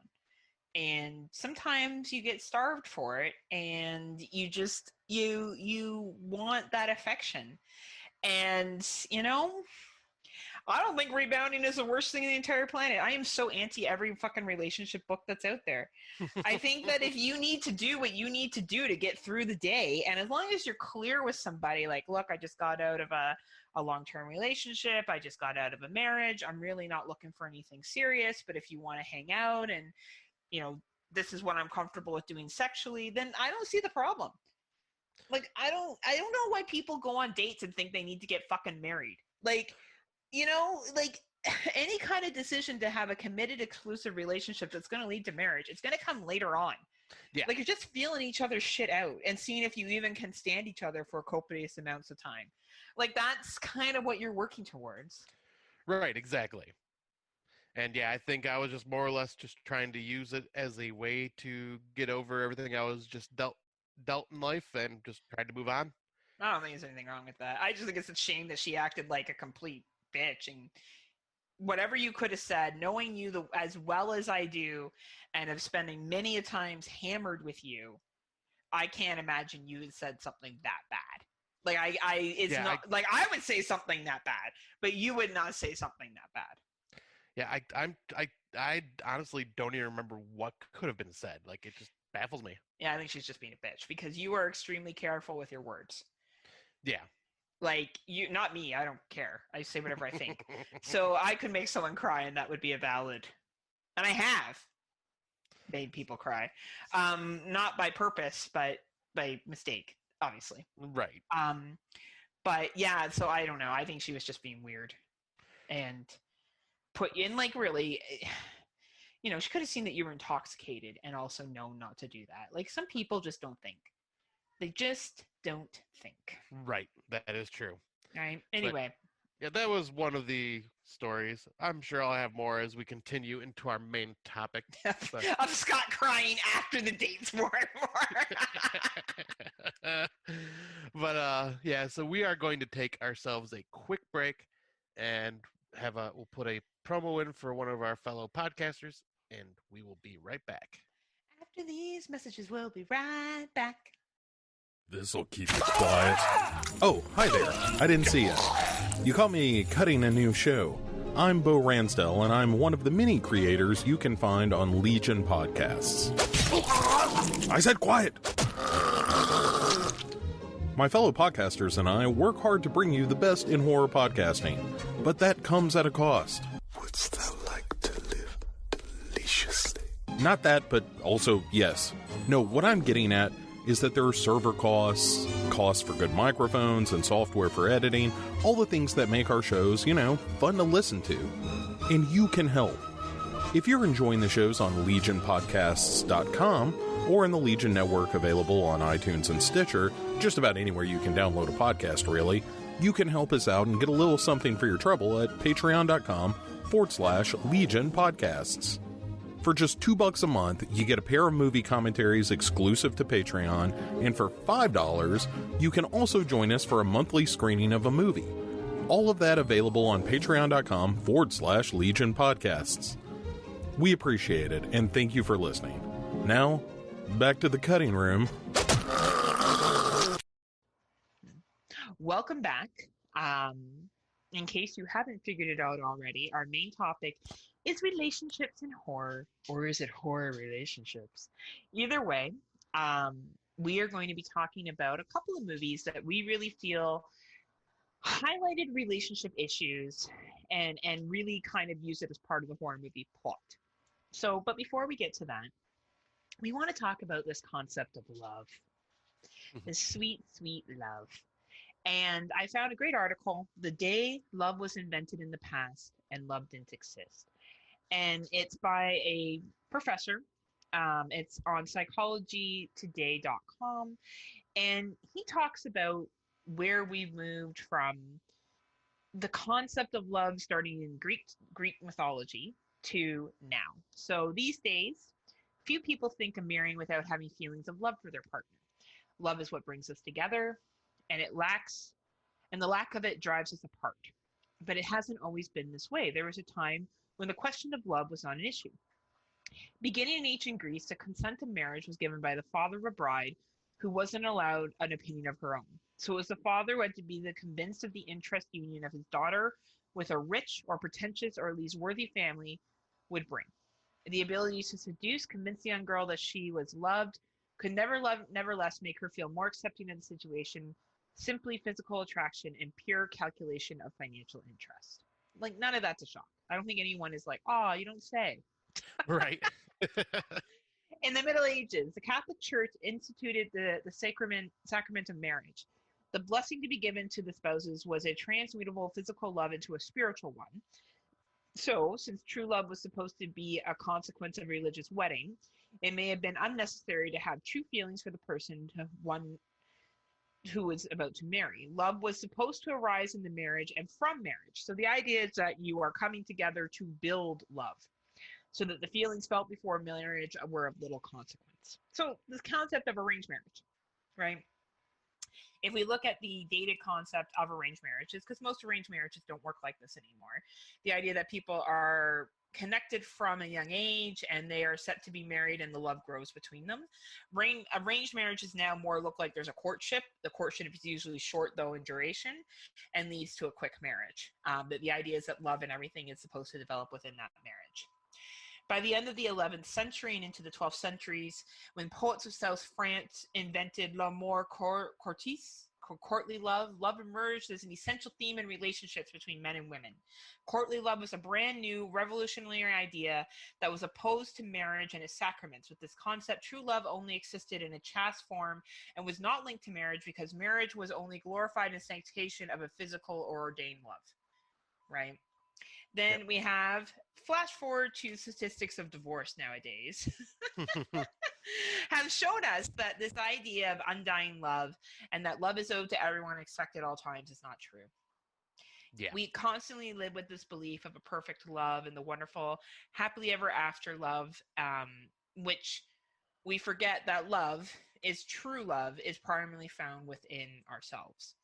So I think it's a pretty interesting point that we created the institution of marriage. We've created the idea of concept of love. A really funny opinion article by Mark Manson, a brief history of romantic love and why it kind of sucks, I thought was pretty funny. And he talks about how romantic love came to be a cultural centerpiece in Western society and why it screws us all up. So humans evolved the ability to become attracted to each other, and that is the ability to love each other. It helps us survive. This isn't exactly romantic or sexy, but it's true. Right. We didn't evolve big fangs or huge claws or insane gorilla strength. Instead, we evolved the ability to emotionally bond into communities and families where we became largely inclined to cooperate with each other for beneficial good. These communities and families turned out to be far more effective than any claw or fang humanity to dominate the planet. As humans, we instinctively develop loyalty and affection for those who show us the most loyalty and affection. This is all love really is. An irrational degree of loyalty and affection to another person to the point that we come to harm or even die for that person.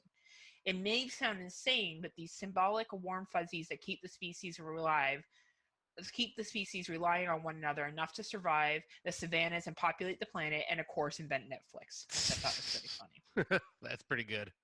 So Pluto argued that the highest form of love was actually this non-sexual, non-romantic form of attachment to another person, the so-called brotherly love. And this passion and so reasoned correctly that since passion and romance and sex often make us do ridiculous things that we regret, like crying outside of bars, right? The sort of this passionate love between two family members or between two close friends was a heightened of human experience. In fact, Plato, like most people in the ancient world, looked upon romantic love with skepticism and, if not, horror. What an interesting statement, Scott. Yeah, that's... And for being married and divorced, I buy this shit. Yeah, right? This, like, I can relate to this big time. And I'm not anti-love. I'm going to make that clear. Right, and obviously I'm definitely not. No, but what I do believe a true, good, strong... any relationship is built off of is mutual trust and respect and friendship. Right. And I am not so concerned with whoever I'm with being monogamous to me. I am with them supporting me through sharing financial costs that we may incur together, or having my back if something traumatic happens, or having a good time with. I honestly put the most value in someone that I have fun with, that I have enough stuff in common with to have good conversation, and that I can rely on to help pay bills or to be there to have my back.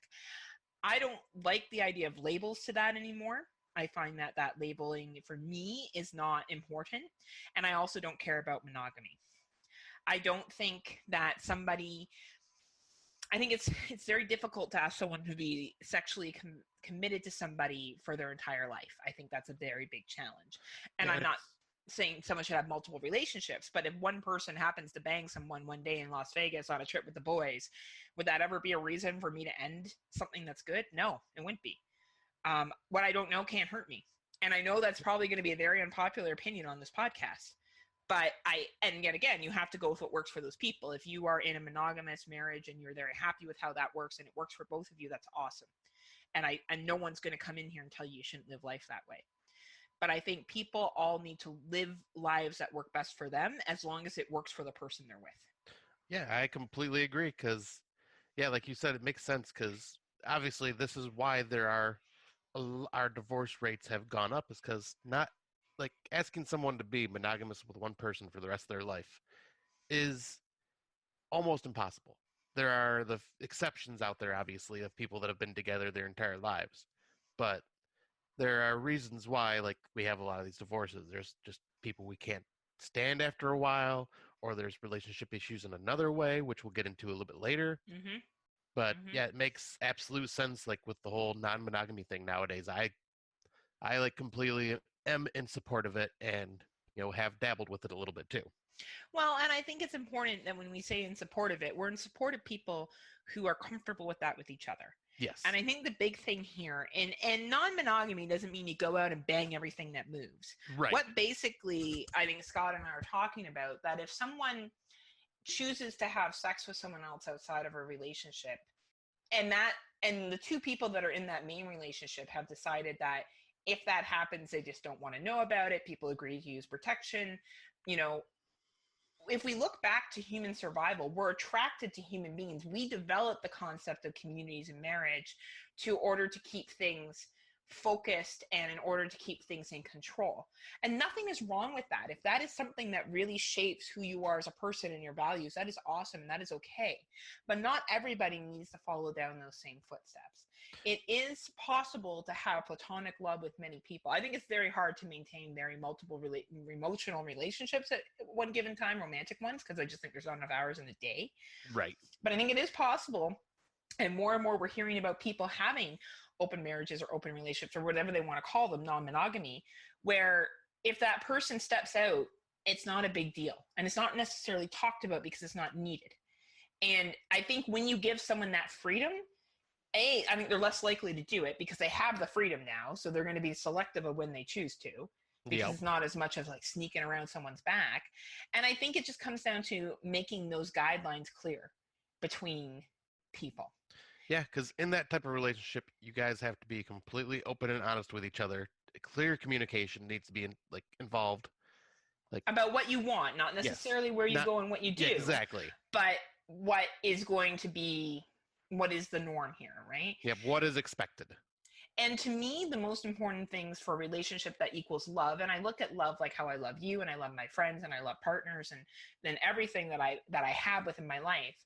And I think about friendship first and respect. Yep. The people that are the most important to me are people who I enjoy my time with, that I don't feel like what I like to say are work, quote unquote. They're easy to talk to. We can joke about things together. They make me feel good about myself, and respect. And we respect each other's wills. We respect what each other wants. We respect each other's dreams and visions. And I associate with people that have the similar values to me, right? When it comes to friendship or otherwise. And when I started doing that, my life got a lot easier. I went from relationship to relationship of trying to figure out shit. And I've been cheated on many a times, marriages, in dating relationships. And now I look back on that and really that wasn't the biggest deal. The reason why my marriage ended was because of abuse. And because I had to make a very hard decision about that person choosing to put their hands on me. and also financial issues of not knowing where money was coming from, and lies and misbelief that way. But it wasn't infidelity that led me to want to end a marriage. That's not actually the case. Right. So I think it's just interesting that we've, are forgetting that we really are these, these animals that are attracted to each other. That's how we managed to populate the human race for so long, right? Yeah, exactly.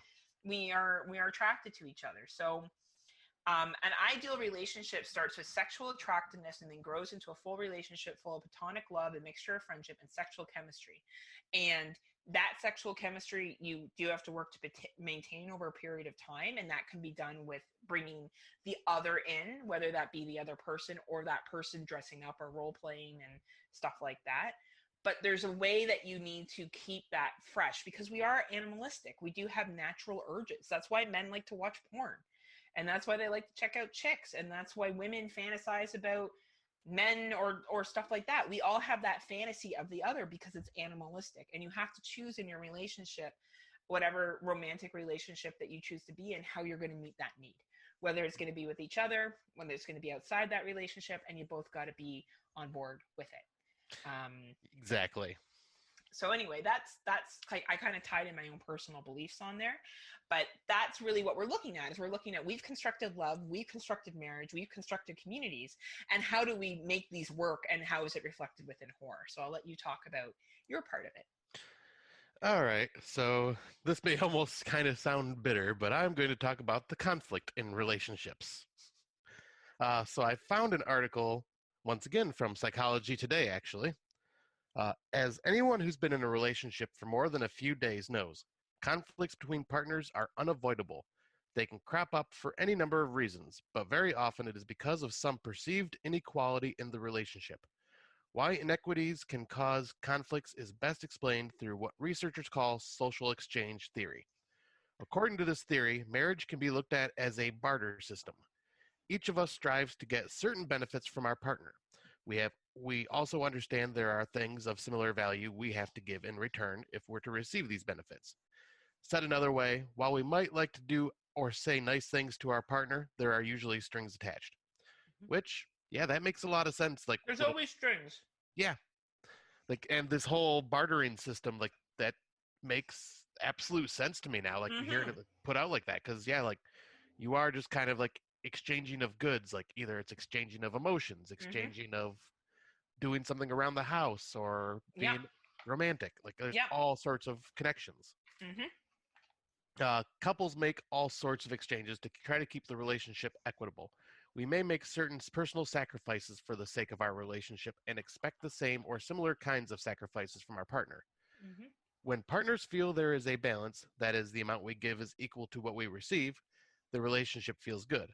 However, when one partner feels he or she gives more than is received, the perceived imbalance becomes a concern for the shortened partner, and that becomes a reason for confrontation. Kind of like a power trip in a way. Like, someone's got more power in the relationship than others. Absolutely. And I feel like this is something that happens in friendships, and we just don't talk about it as much. But the same shit happens in friendships, whether it's going out for coffee and who picks up the coffee tab, or who goes over to whose house, or who texts who first, or who does what first. All relationships are built on a bartering system, and nothing is wrong with that. Like, that is just the background of it. And I think it is knowing what you're willing to barter and what you're willing to be okay with is the most important thing. Yep, absolutely. And yeah, like, because that's pretty much how it felt like with my marriage. Like, and kind of why it failed. Like, I felt like I was the one giving, and being taken advantage of. And somehow she felt like she had more power over me and used that to her ability because she knew I would do whatever I wanted for her. And she took advantage of that.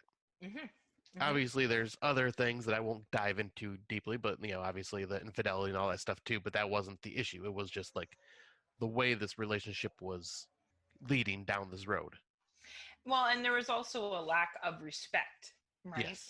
And I think that at the time, infidelity for you was upsetting because that wasn't something that you would even discuss, but it was also the treatment of you. And I look back to my ex-husband, he didn't respect me.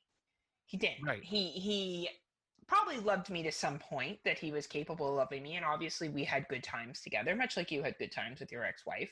There was happiness. You know, Oh, yeah. obviously you don't get married without there being some kind of happiness. Right, exactly. But there definitely was an unspoken tension that became worse and worse and worse. And we were trying for children. I miscarried. It was very traumatic. I wanted to take time off of trying, and that's when everything hit the fan. But things had been blowing up before that. Now, I'm not sure if this was similar in your marriage, but there was controlling. He didn't want me going out places without him. He would guilt me if I did certain things that he didn't like. He would tell me how to behave. He wanted to, so when we were trying for a child, I lived very close to my parents, and I wanted to stay near my parents, and he wanted me to move an hour away. It was trying to socialize, like isolate me, right? So, and it always starts off slow. And I feel where men are more likely to, like women are more likely to talk about emotional control, men do not. But what happened to you at times could have been seen as emotional control. Yeah, because like, right? Yeah, because there were times where, like she would say she didn't care if I was going out to hang out with my buddies or whatever, but then would start messaging me, getting upset that I wasn't home yet and like making me feel bad for not being home to hang out with her. But then when I was home, she would leave and go to her girlfriend's house and stay the entire weekend, which was the only time we had off to see each other. And she never seen anything wrong with that, and like would get mad at me when I would complain about it. Yeah. So, and would just make me feel like a piece of shit for, saying, well, he did this to me. Why? Like, this isn't fair. Yeah. And then I got to the point where I just didn't want to go anywhere without her because I felt bad leaving her behind. Well, or the pain, or what you would have to pay was worse. Yeah. For guilt and that how that made you feel, right? And that's why we're looking at conflicts here, right? We're looking at two healthy people can come together, and of course you're gonna have conflicts and arguments and stuff like that, but there's a clear line of when needs aren't met and when people aren't respecting each other's boundaries or what's important to each other, that's when you start to have issues. And both men and women need to do it. I think a lot of times, and I'm going to speak this for women, go into relationships thinking the men should cater to every single need they have, and that they should figure out when they're upset, and that they can behave however they want, and that's okay. And that's actually not a thing. And I'm not trying to bash women. That is not what I'm trying to do with this, but I think they need to be clear. If I'm upset with something, I state how I feel. There's no, backbone behind it. There's no hidden things. It's hard, of course, to say I'm upset about this, but I say it.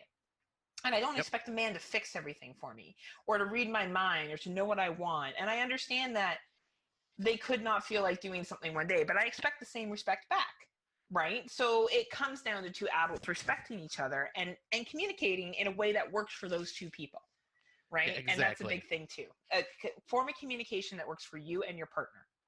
Yeah, because that is or partners for all our non-monogamous friends out there. Right. But yeah, that is probably the biggest thing is communication. Like that, like if you guys cannot speak to each other freely and openly, then you shouldn't be in a relationship. Well, and if you can't even do that with your friends, the way I've always looked at it and the way I look at it now, especially since my divorce 4 years ago, if I would not tolerate that behavior from a friend, I'm not going to fucking tolerate it from a partner. There's no fucking way. Because all a partner is someone that I'm banging. That's all that's different for me between my friendships and maybe someone I'm financially connected to if we're living together or we have a common interest. Right. Or we're going out on dates and stuff like that and we're taking turns paying and stuff. Like, sure, there's a little bit of a difference there. But like if they treat me in a way that I wouldn't accept from a friend, then there's no reason I should be in a relationship with them. Right, exactly. And that's exactly how I look at this now. Right. But yeah, we can look at I'll give a quick list of some types of relationship conflicts because, I mean, we pretty much covered them with some of what we've been talking, but there are many different types that cause these relationship issues, and the most common ones include kids, finances, personal intimacy, insecurity, household responsibilities, and lack of effective communication. And yep, that's one we didn't bring up, but yeah, household responsibilities, that's another big one, like especially if you are living in, because this is your nest, this is your home with that partner. And if one person can't pull their own weight around the house to help out, it gets exhausting and tiring for the other person. And it's just kind of like a shared balance. Like, if in a shared living space, both put the effort in to make it look nice or do things around the house together. Like kind of make it a team thing. But, like that's just like one of the minor ones though. Like obviously the biggest would be lack of communication, kids, finances, and personal intimacy issues are the big ones. I think kids can be the most stressful thing you can do in a marriage. Yeah. That in is a like relationship. that is like the testing of the boundaries of your relationship right there for sure. Because no one is going to agree with each other on exactly how they should raise a child. There's always going to be conflict there. And I have a friend right now that's going through in fertility treatments, single, and it is very hard to pick a partner and a husband and a father, right? So like if you want to get married and that's a value that you have, or you want to be in a relationship with someone, the characteristics that I look for in a co-parent and what I look for in someone to have a good time with, which was what is important to me in having a partner, are different. Yeah. Right? So I may not find the person that has both of those. Right. Yeah, because that's a quality that's very tough to find. Well, this is tough to do. They're two different roles. Yeah. Like a partner to me is someone I'm having to have a good time with. We have similar values and interests in, and are on par with taking care of financial things that we need to. A parent is someone else that I'm going to raise another human being with values and thoughts of life and how I want them to conduct themselves. They're different. Yeah. Like what I'm going to expect from a fucking parent of my child is going to be very different than what I expect from just a partner. I don't care if my partner sleeps until 2:00 in the afternoon on a fucking Saturday afternoon. I don't give a shit. We can get together at night. I can go do my own thing. But that's the father of my child because I'm heterosexual. I'm going to be fucking pissed. Yeah. You gotta get your ass out of bed and spend time with your kid, right? So like it's all dependent. Yep, I'll say that it's completely different relationship paradigm shift right there. But now, like we talked about the conflicts, but one thing I also wanted to bring up is why do people stay in some of these bad relationships? And I've actually a couple of the first ones are pretty much what nailed me in my relationship. Yeah. But the first one would be low self-esteem. One of the reasons that someone may stay in a relationship that is no longer happy or healthy may be because they have low self-esteem. Someone who has low self-esteem may feel that if they speak out about their unhappiness in a relationship, they'll be faced with rejection. Yep, I can relate to this one wholeheartedly.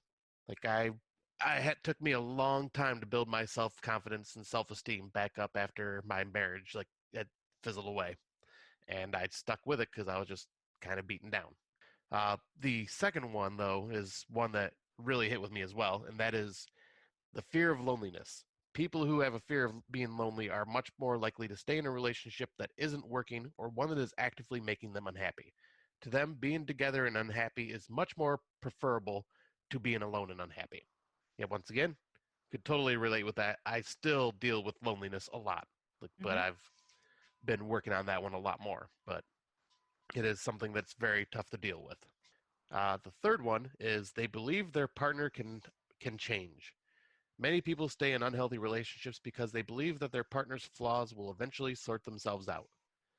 Yes, that can happen, but very rarely, and it's almost not even worth the time and stress that it puts on you to stick with it. They stay for the children. Children make a bad relationship even more complicated. Sometimes trying to stay together for the children isn't the best thing for them either, and it definitely isn't the best thing for either partner. A bad relationship between parents often affects the children just as much as it impacts the parents as well. And yeah, that one I agree with wholeheartedly. I don't have any kids, but yeah, that one, I've seen that one with personal experience from friends. Yep, absolutely. And then this one, number 6, abuse has been normalized. Yep. Unfortunately, when people grow up in abusive households, they're often more inclined to believe that the abuse they go through is normal. This is a contributing factor into why a person will stay in a relationship that is actively harmful to them. They may be unable to recognize what is or isn't abuse, as the harmful parts of a relationship, jealousy, possessiveness, even violence, have become normalized to them over the years. And it can become normalized in a relationship. Yeah. You know, I can remember when I met my ex-husband, I had come out of another relationship that didn't end well. My self-esteem was pretty down. I met him, and he swept me off my feet. Like within the first year that we were dating, we went to Las Vegas 3 times, Mexico once, Montreal. Yeah, Like that's he took me crazy. on trips, bought me things, and I remember he had told me that his last girlfriend had been this fashion designer that worked in New York City, and she had cheated on him. And my ex had cheated on me too. So I just kind of was like, oh, okay, like we both had these similar issues. And I don't talk about this much, but about 5 months into our dating, he was over at my house and my basement apartment, and we got into an argument at the time. And I was trying to console him, and he shoved me. And he shoved me so hard, I flew back onto my bed, and he took off. Oh, And wow. I, I didn't understand what had happened. When he ran outside, he ran like I was going to come after him and hurt him. Like he shoved me like I was going to attack him, and he took off. And he came back a couple hours later. I had gone out with my girlfriends, and I hadn't told them the full story, what had happened, because I was embarrassed and I didn't want anyone to know. And he called my cell phone and was like, I'm back. And I was like, what are you doing here? Like, I thought you left. Like, I thought we broke up. Like, that's basically what I thought had happened, right?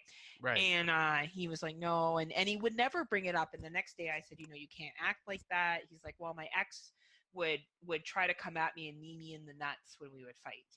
So I thought that's what you were doing. And I'm like, oh, okay. That's fair. Oh, no wonder. And like he would always normalize the behaviors. And then there would be a high again, right? There would be, I love you so much, and it was definitely a whirlwind. Like I was head to toes invested in this relationship. And that's just one example. And then every couple of months or so, another fight would occur. And he would either call me a whore or a slut, scream at me, and then tell me he was sorry and that it was stuff from his ex. And of course I believed him because I had come out of a bad relationship. So I was like, okay, well, that makes sense.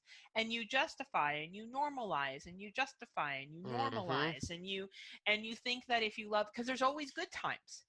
And I think that's what a lot of people forget about abuse. And that's what I didn't know either. And when I finally made the decision to leave, it is after my arm had been bruised and he had his hands around my throat. And I made him leave that night. And, I look back on that and he came back.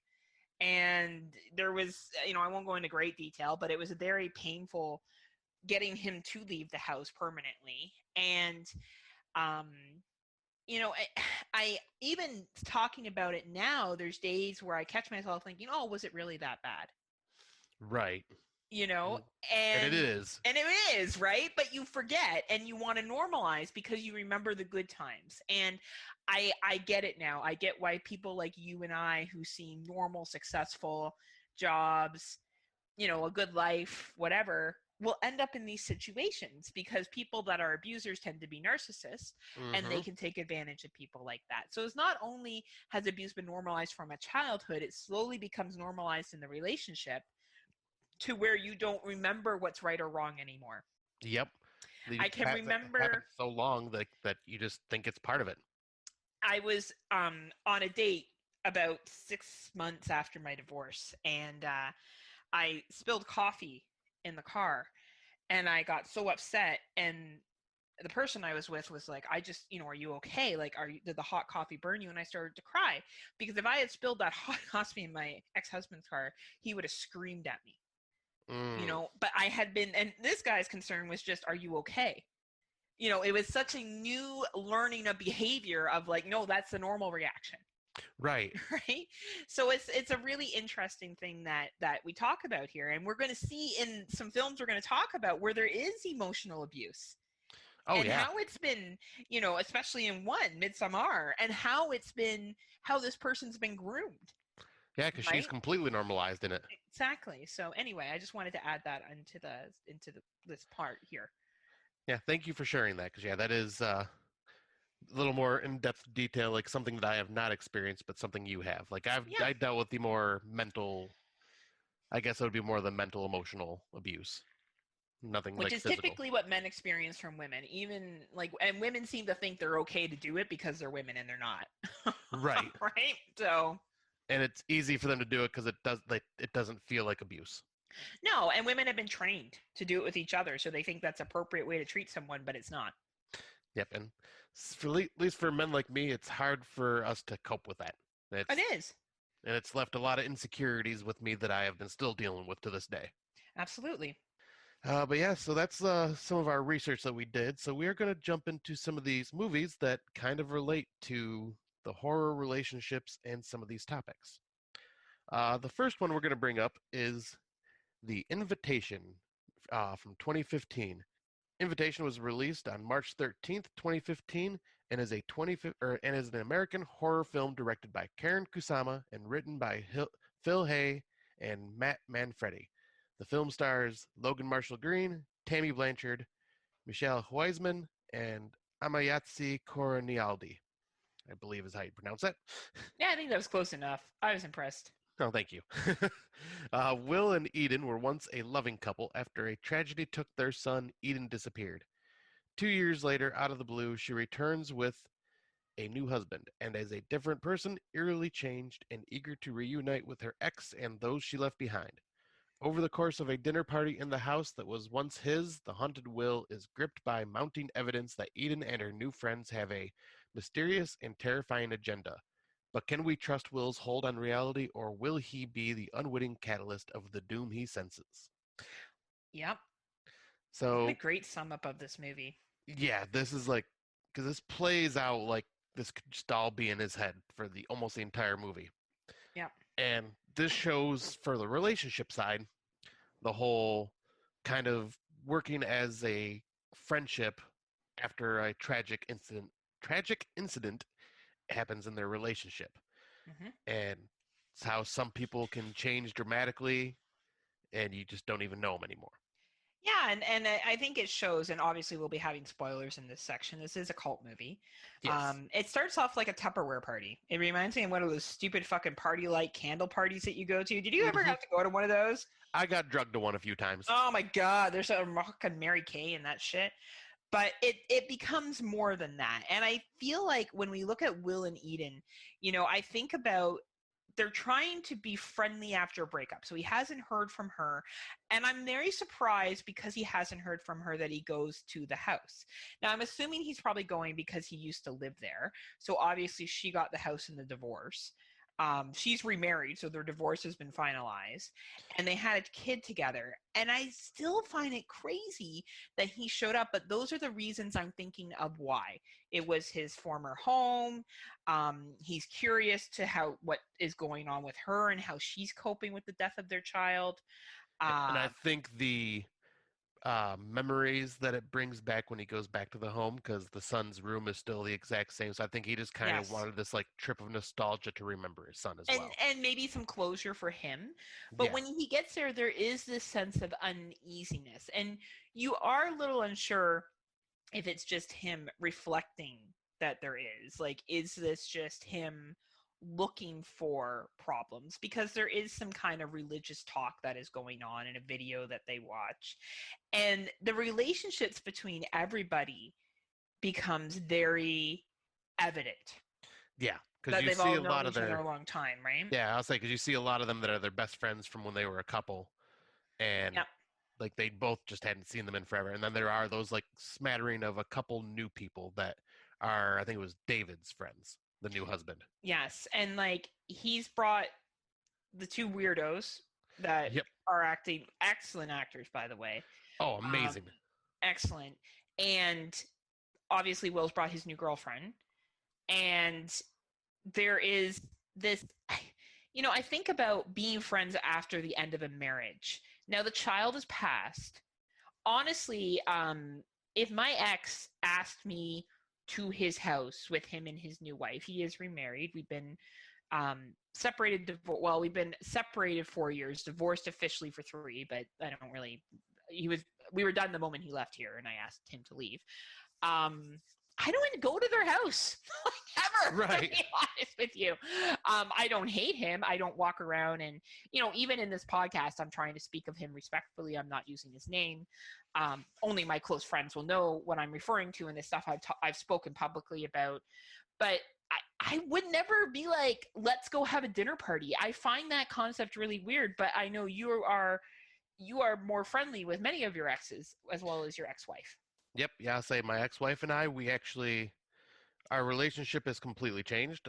We aren't like best friends anymore, but we are still, like, I would say, good acquaintances. Mm-hmm. Like, we still talk on the phone every once in a great while just to check up on each other, see how we're doing. We're, happy to hear that we're both doing better, and we both realize we're happier separated. Mm-hmm. Like, we just realized that where we were going was going to be a dead end. Mm-hmm. And so, yeah, like, obviously it does not even translate to what happens in this film. But would you go to a party? So if your ex was having a party, you would show up, Um, like something like this. I don't know. No. Okay. Like, I'm not sure on that one. Like I just don't. I don't see that being. I feel that. I feel that'd be weird. Absolutely. Well, think about the girlfriend that Will brings. Yeah, exactly. Like, that's awkward position for her. But she's pretty friendly throughout the entire thing. She seems pretty comfortable with what's going on. She is almost embarrassed by his behavior at times, and why he's being so weird. It's almost like she is trying to create normality because Eden is very welcoming to her. Eden's husband is very welcoming to her. Will and Eden, I never got an ounce of sexual chemistry between them at all. I did get a loss of, we're both grieving. Why do you seem completely fine with everything and I'm still very grieving? This doesn't seem right.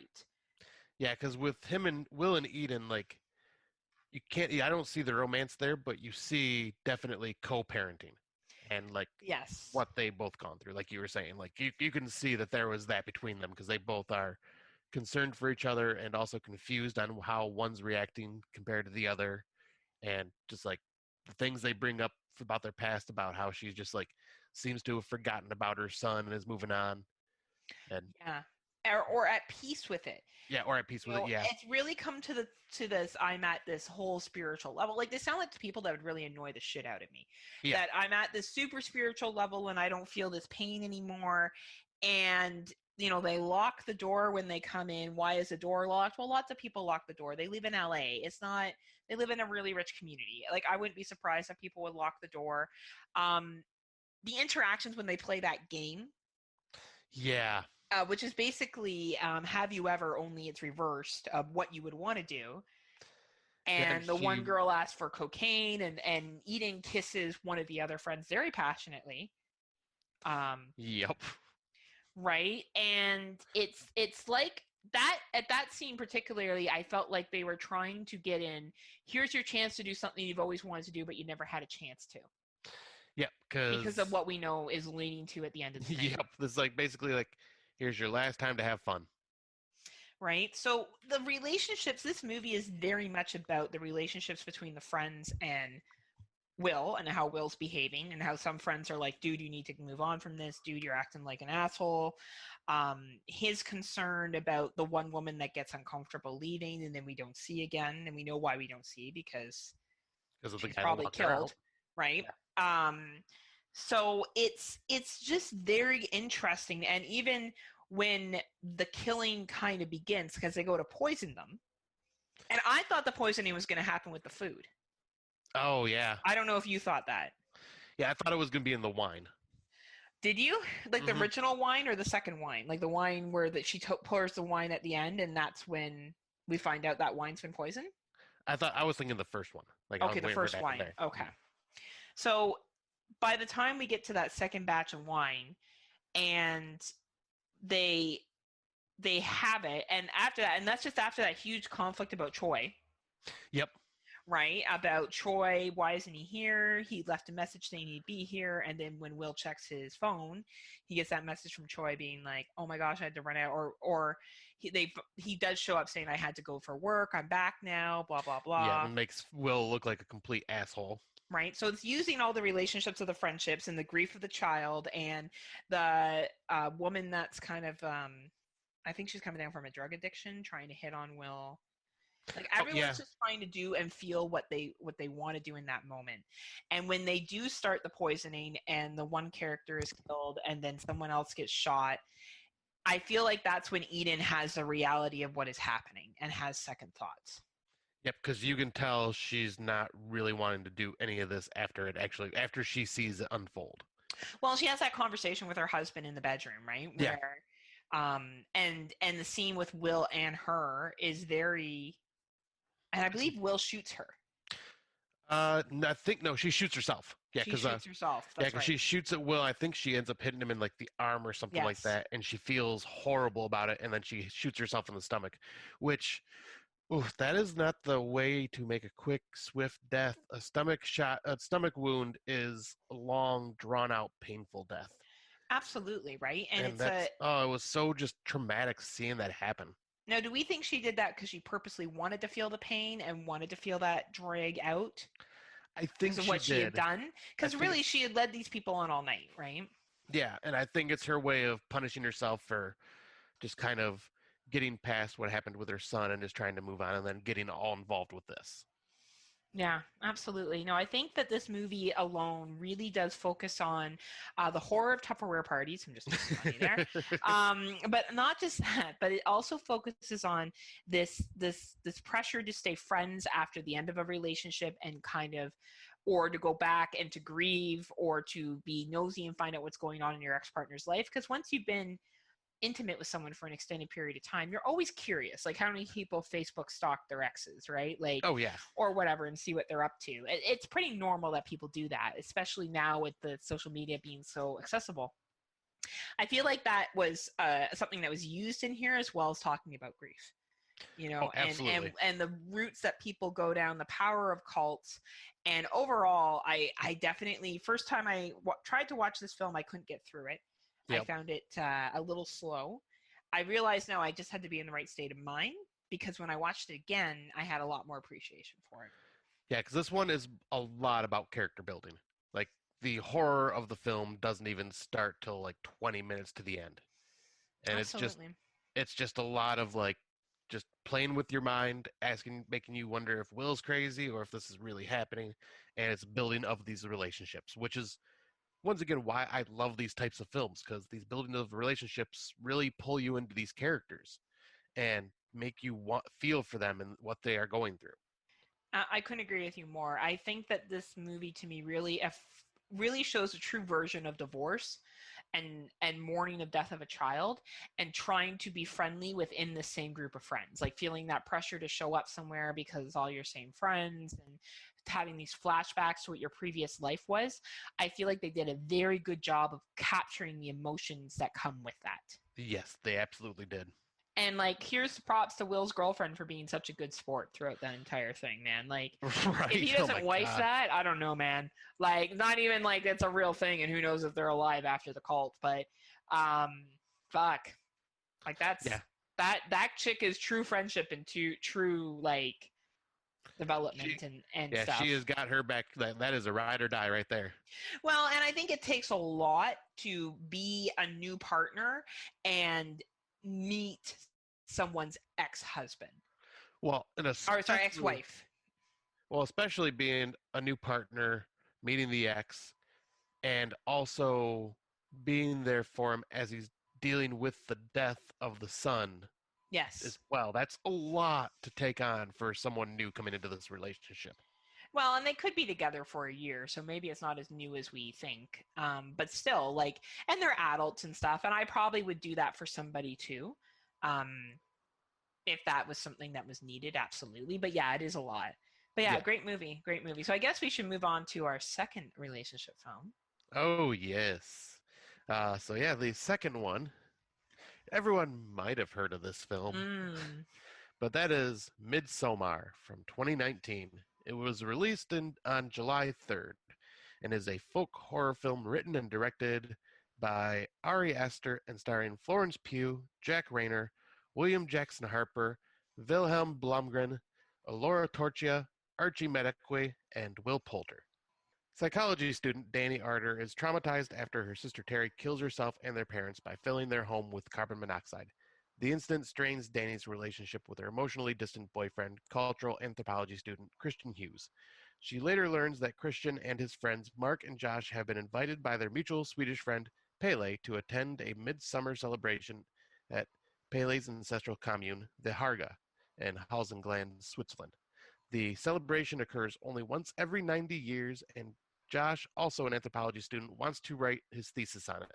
Christian had hidden the trip from Danny, wanting to break up with her before leaving, but invites her along after she finds out about it. And then the events of Midsommar happen. Mm-hmm. And talk about the gaslighting the relationship. Oh man. Like, Dave this is one of C did it. those. Did you listen to Dave C's review? Or, well, I should say Yes. Exploding Heads.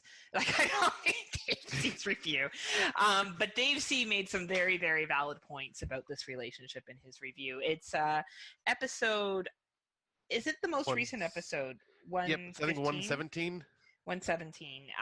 If you're a Patreon, please check it out. If you're not a Patreon, what are you waiting for? Become a Patreon. Right. But did a very good job of talking about the abuse and gaslighting of this relationship. Yeah, because they're both bad for this. Because Danny, like, this is one of those where Danny normalizes the abuse that Christian has put upon her emotionally and mentally, and she normalizes it and just sticks with him. Because it's just one of those. Well, it could be like he's not hitting me, so it could be worse type relationships. Like, she's just sticking it out, and like, but yeah, the gaslighting and the constant just like toxicity between this deteriorating relationship is just so heartbreaking. Like, because I know you're not I know you think this movie is just like above average. Well, I have a lot of respect for the film. I was gonna say. It's just not my favorite film, but I definitely think it's well above average. Like, it's a very well made film. I just don't connect with it like other people do, but I respect it. Well, when I say above average, I know, like, what I look at as above average is 7 out of 10. Oh, this movie is a 9.5 out of 10. It's just not a movie that I connect with because I find the premise annoying. Okay. The cult premise. Because I know it's the whole story is what. Yeah, the whole story just annoys me when they go to Sweden and stuff. But that, that's my own personal thing. If I objectively look at this movie and someone said to me, it's my number 2 of the decade or number 1, I could understand why. Like, I would never criticize someone for that. I think it's a good film. If they told me that 24 Hours was, I might question.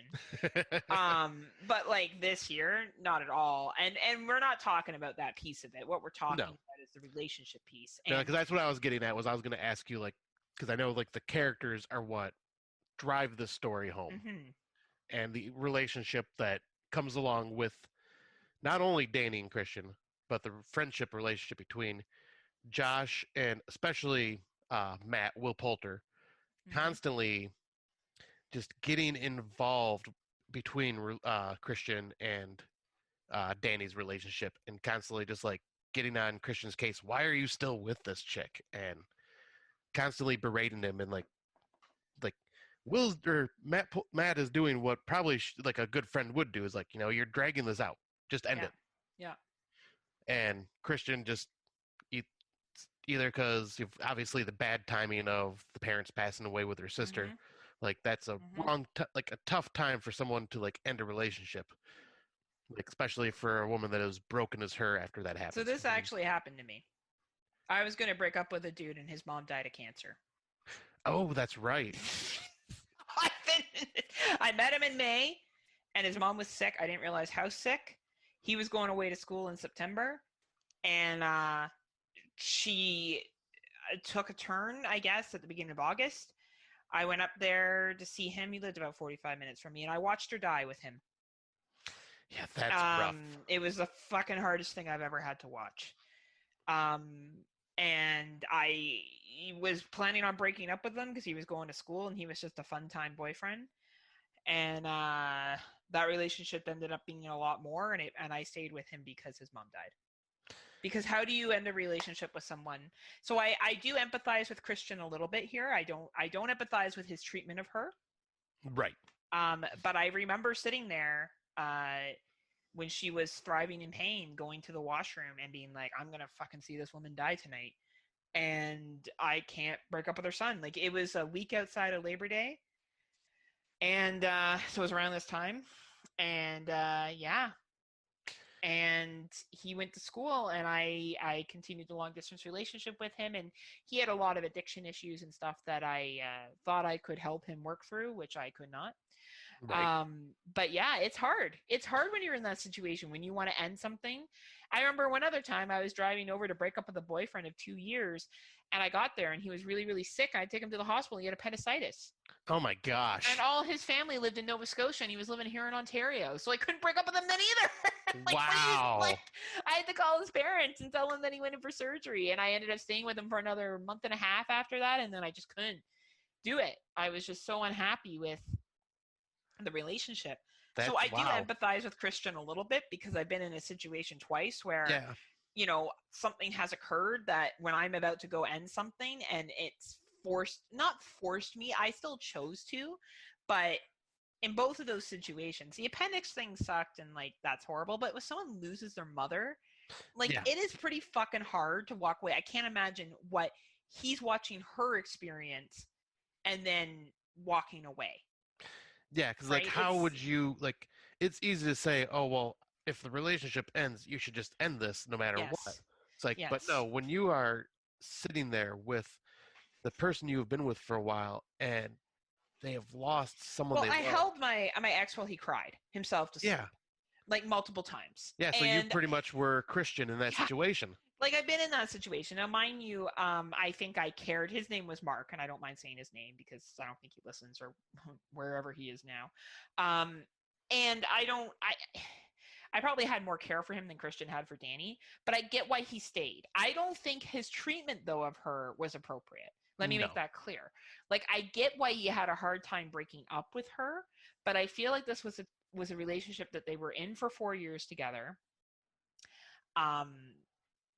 That they had put, quote unquote, in the time, and we really do equivalent time in relationships as a success. Yeah. That's why people have anniversaries, right? Exactly. And that's why people go, oh, happy anniversary, you managed to make it 12 years together, yay, right? So right. Like, you know, and I feel like this really capitalized on, we've been together for a long time, you know, I'm not really happy with her, but I don't know if I really want to end it because there's nothing really wrong with her. She has all this family stuff. I'm going to look like an asshole. And then, like, things implode, and then he's like, I'm fucking stuck. Much like what Dave C said. I'm fucking stuck. And even if I wanted to end it, I couldn't. Yeah.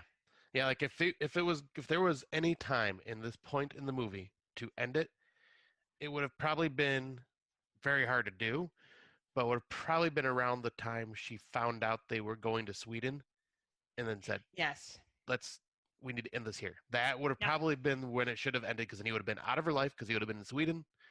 She could have, you know, obviously dealt with it, and it would have been horrible and hard, but while he was gone, she could get over it because he wasn't there anymore. And in the director's cut, it shows them coming back from the party, and they had that really awkward exchange. I felt like I was watching a real couple fight. Yeah. Like, I felt like I was watching that, okay, I'm going to go, no, don't go. I remember seeing myself be like that, like, being when I was gaslighted. And I was like, holy fuck, like, this is totally, like, this dude is just waiting at the first opportunity to leave, because truly, if he loved her and cared for her and wanted the relationship more than, obviously, he probably didn't want her to be hurt or die or anything like that, but he didn't want to be romantically connected with her anymore, he probably would have stayed. If they were just friends, that probably would have never got to that point. Right, exactly. He probably would have sat down, and she probably, you know, but obviously then she would have been upset that he was going to Sweden. Right. Well, and then if he really cared about her, like, she would have known about the trip to Sweden already. Of course. Instead of finding out about it at a party. Which is a shitty way to find out about anything. Especially when it's like, oh, you're going on this trip for however long? Oh, okay. Didn't know anything about it. Awesome. Yeah. Oh, you're not doing your thesis on it? You're just going for the fun of it? Okay, now this really makes no sense. Well, and definitely with the fact that she's already feeling insecure, she's lost all her family through a suicide.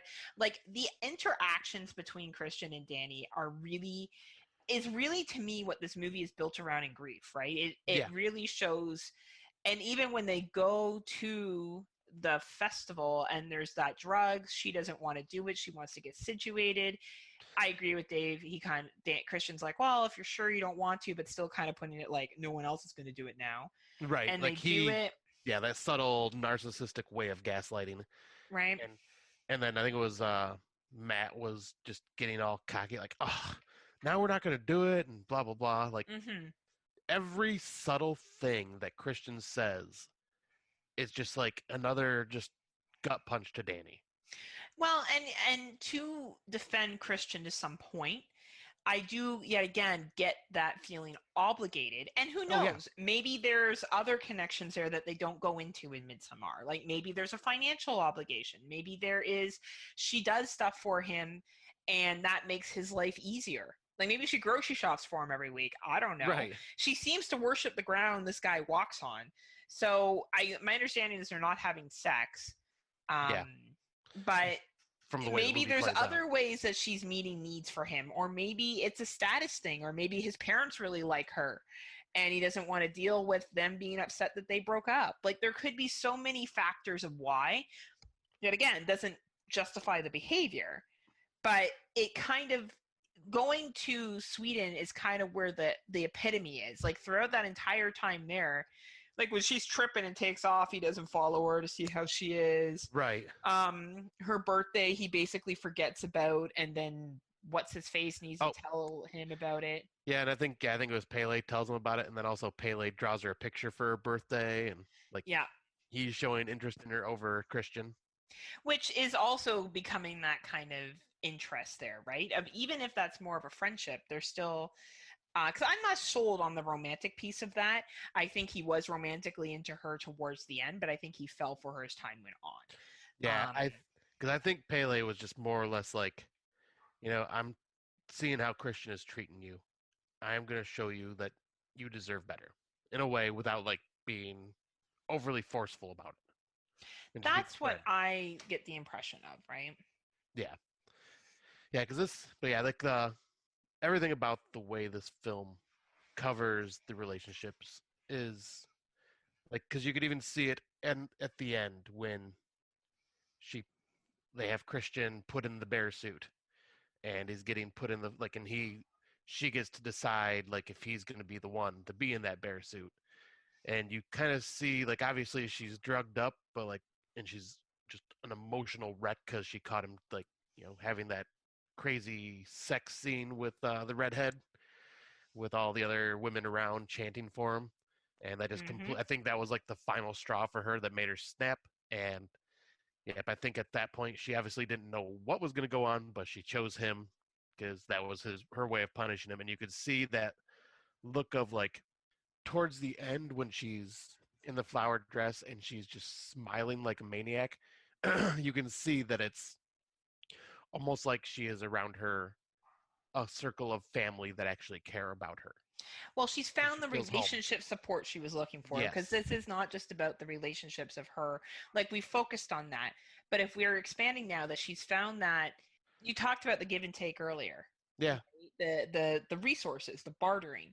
She's now bartering with these people. She's found people that are grieving with her and bartering with those emotions that she so badly needed from him or from other friends and that she wasn't getting. And really, in Western culture, we don't allow someone to grieve. Most people are very uncomfortable with funerals. They're very uncomfortable with death. They're very uncomfortable with talking about things that are difficult.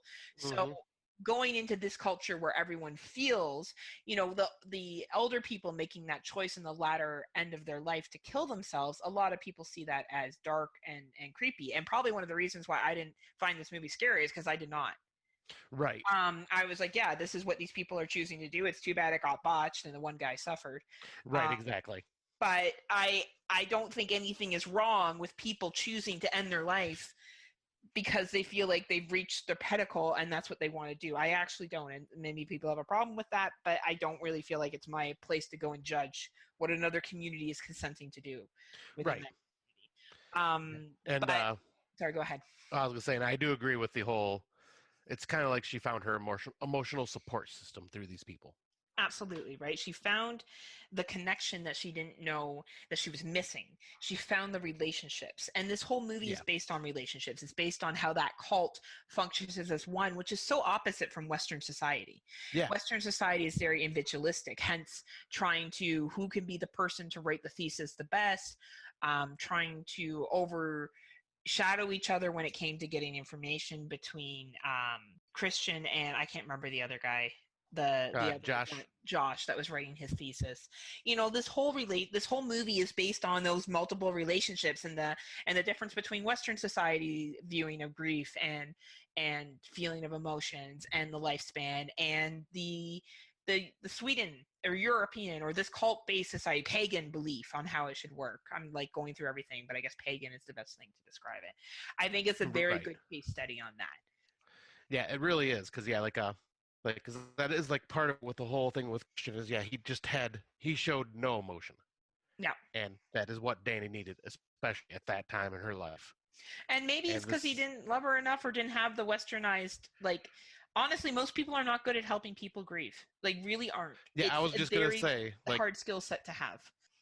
Yeah, because I was going to say, when I lost my brother, my wife at the time, not very supportive, but No. just because she really didn't know how to grieve or how to support someone that's grieving like that, which, I don't hold that against her because I understand it's a tough thing.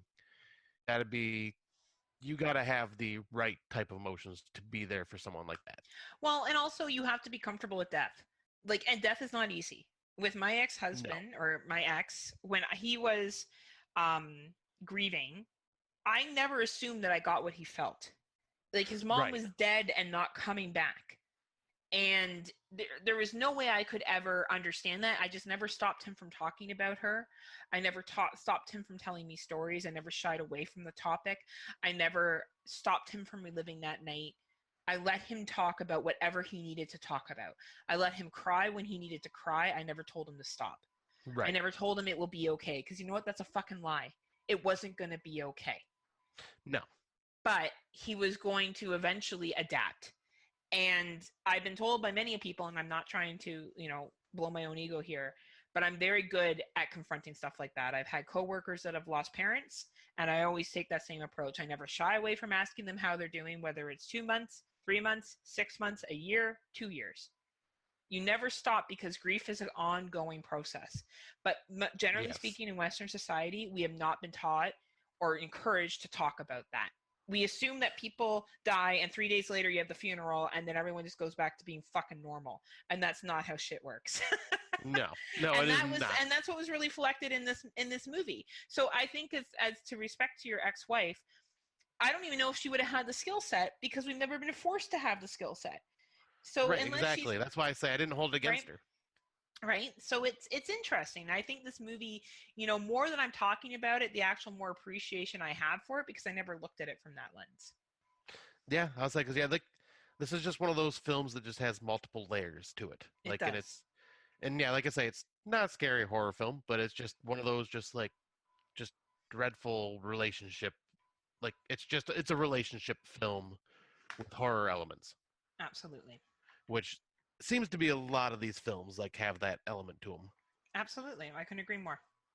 But yeah, we can move on to the next film, which is Swallow from 2020. It was released on January 15th and is a psychological thriller film written and directed by Carlo Mirabella Davis in his directorial debut and starring Haley Bennett, Austin Stowell, Elizabeth Marvel, David Rash, and Dennis O'Hare.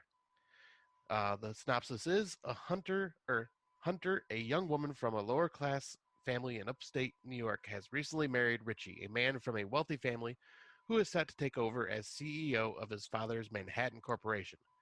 This affords Hunter, once an aspiring illustrator, the ability to stay at home in the couple's lavish upstate home on the Hudson River.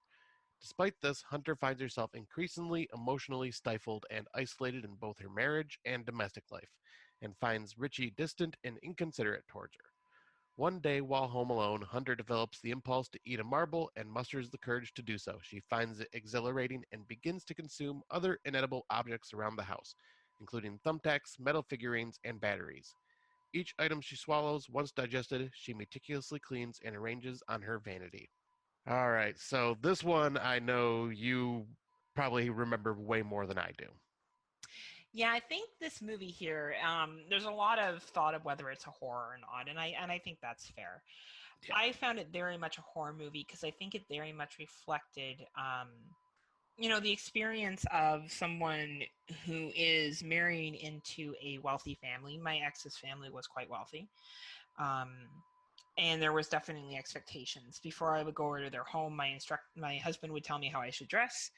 That would be acceptable. Also, they're South Asian, so there were certain things that in that culture that women aren't supposed to show. Right. I would not wear shorts over to their home. I would only wear pants or capris were the only thing that was acceptable. I wouldn't be wearing a tank top or anything like that. I would be wearing um, clothes that, covered my body to a certain extent. I didn't have to wear a hijab. They were Sikh. So I did have suits and stuff, and I would wear um, those occasionally. And of course, when I would go into the Gurdwara, I would cover my head out of respect, because that's what happens in that place of worship. So I really represented with this. Hunter coming from, several times it's stated how good her life is now because she's with Richie.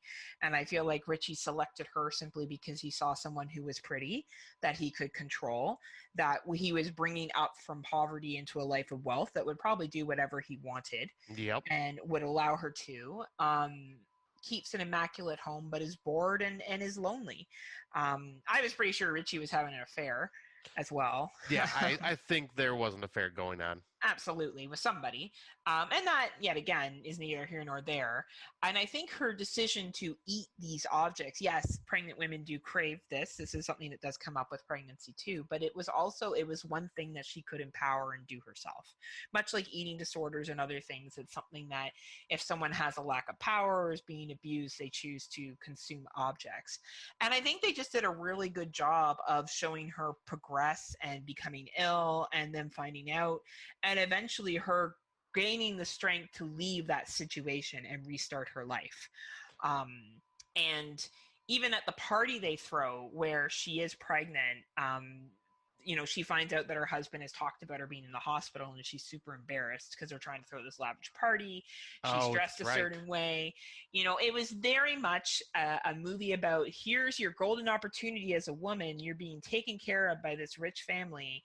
You have this beautiful house on the Hudson. All you have to do is, basically worship your husband and be fine with being the eye candy that goes to the parties and makes idle conversation, produces the babies, and makes a good life. You present all that while he becomes a successful businessman, and you stand behind him or beside him and allow him to do whatever he wants on the side. Now, some women are fine with that, and I would never criticize a woman's choice for that. Obviously, Hunter was not. Right. And there was some big conflict that would go on throughout this relationship. So even though this is definitely not a movie that's based, I would say, in strong horror, it does talk about, self-harm as a way of control. And I think it's presented really well. Yeah, because this is definitely, like you said it perfectly. It's her way of taking control of the situation and making it so she has some control of an aspect of her life. Well, she even controls the man that raped her mother. Yeah. Right? She even goes and confronts him. And that's where a lot of the issues came from, of being an unwanted pregnancy and her mom not wanting her, and all these issues that resulted from that rape, and taking him on in his house during his kid's birthday. Yeah, that takes some serious lady balls. Yeah, right. Yes, it does. So I think we look at that, and that's who she became at the end of that, through that relationship. So I don't feel like we need to expose this too much, because I feel like the relationship is pretty clear cut. Yeah. But that's, when I look at this movie, I feel like that's what they were capitalizing on, and her internal strength as it continues to grow. Yeah, because I remember some of that film, but I remember I know you have a better memory with these movies, and this one I knew you were picking up on the underlying themes that I was not getting. Well, the next one's going to be your baby. Oh boy, yes it is. So yeah, we will jump right into that one, and that is After Midnight from 2020, released on February 14th on Valentine's Day. How convenient with how this story plays out. Very much so. After Midnight was formerly titled Something Else. Yeah, that was the title, Something Else, and is a American romantic monster movie. That is probably the best description for this film, because this is a romance movie with a monster. It is directed by Jeremy Gardner and Christian Stella, and starring Jeremy Gardner and Brea Grant. Jeremy Gardner also directed The Battery, which, as people know, I freaking loved that movie, and I know you really enjoyed it as well. And once again, built on strong relationships. So the synopsis for this film is, for small-town bar owner Hank, His 10-year relationship with Abby has been storybook quality. Abby, however, wants more. As a result, she leaves him, leaving a cryptic note behind and no further communication. Hank is crushed, and even worse, Abby's departure seemingly triggers the arrival of an unseen monster that claws at Hank's front door at night. As the nocturnal threat intensifies, Hank must figure out how to not only save his relationship, but also himself. Yeah, this movie, fuck. I rewatched it again yesterday, and it still had the exact same impact on me. Like I lived this life. This is like my marriage in the lens. Like I would basically pretty much was the wife, and I was Abby in this situation because my ex did not want to go do anything, and like we stayed and like stales and just kind of was just growing old, staying still and not really doing much. Where I wanted to go do things, and yep. So yeah, this is the dialogue between, like, well, you see the emotional scars that are left behind on Hank after Abby just up and leaves him, like, and you see him calling her like every single day. He's taking care of her cat that he got her as like a gift. And then this monster will show up, like he's just kind of like going day by day, like looks disheveled, drinking all the time, just doesn't care. So obviously depression is wrecking him. And the underlying theme for this is obviously loneliness and depression. That is what this monster is. It's clawing at the door every single night. I also think it's lack of communication. Yeah. Oh, there is that big time. Because she actually did tell him why she was going where she was going. Remember? Yeah. Yep. That is like a Right. key element of this. Yeah. Because like, yeah, they have that very just incredible scene between the two of them when she does come back, and it's like a 10-minute scene of just them talking and she explained because he confronts her and just says, where did you go, why, how come for so long? And she said, I told you I was going to my high school reunion. I wanted you to come along, but you even said I don't want to get dressed up to drive 5 hours and meet up with some look up at other people's noses and then leave again. She's like, you got me stuck here. She's like, I wanted to go see the world. I wanted to go do this. But then all of a sudden I became stuck in this relationship where I'm an owner of a bar in a country home where I'm just completely bored and not able to go out and do anything. There's nothing here. And so, yeah, it was just that lack of communication between the two of them. It was the lack of him wanting to do anything. Like, well, you know what's great about that scene, Scott, too, is it changes how you perceive him. Yeah. You perceive him as a victim, and through that relationship, I'm like, dude, you're a fucking piece of shit. You didn't even listen to her. Yeah. And she told you where she was going. You're acting like the victim because you were too lazy to listen and figure out what she wanted. Yeah, well, in this one, I would say they're both to blame because, I mean, she left. I disagree. When I watched that conversation, she told him where she was going. I'm going to my high school reunion. I want you to come. No, I don't want to come. Those people suck. She goes to the high school reunion, shuts off her phone because maybe she needs some space because he acted like such a dick. And then he acts like a victim. Like she left. She's telling people he didn't know why she left. He knew damn well. He just didn't bother to remember. Right. Well, that part for sure. Like the part I'm just saying for her was the disappearance for 4 weeks. Like I guess, yeah. The high school reunion was one time. That's true. Good point. And her just disappearing for 4 weeks entirely, just leaving him like it's like should have at least said something, but Yeah. Like once again, that goes with the lack of communication that I think both of them are dealing with. Like she's obviously communicating more, and he's not listening. Yep. And like, but yeah, it's just and then there's certain things she just wasn't telling him because he wasn't listening. Exactly. Yeah, I get what you're saying now. Okay. Yeah, you're right. Yeah. But you see that they, start trying to work on things because she comes back and they start talking and they have these conversations, and miraculously that monster doesn't show back up while she is around. And so, yep, obviously that's just like the underlying theme of this. And they end up having that dinner party with their old friends. Once again, a dinner party with old friends that the couple is back together. Let's have everybody back together in the house. Yep. And you can see that she's still like feeling kind of weird that she's back because she's like, it feels like the same old, same old. And then he ends up doing that song with karaoke. God, what was the name of it?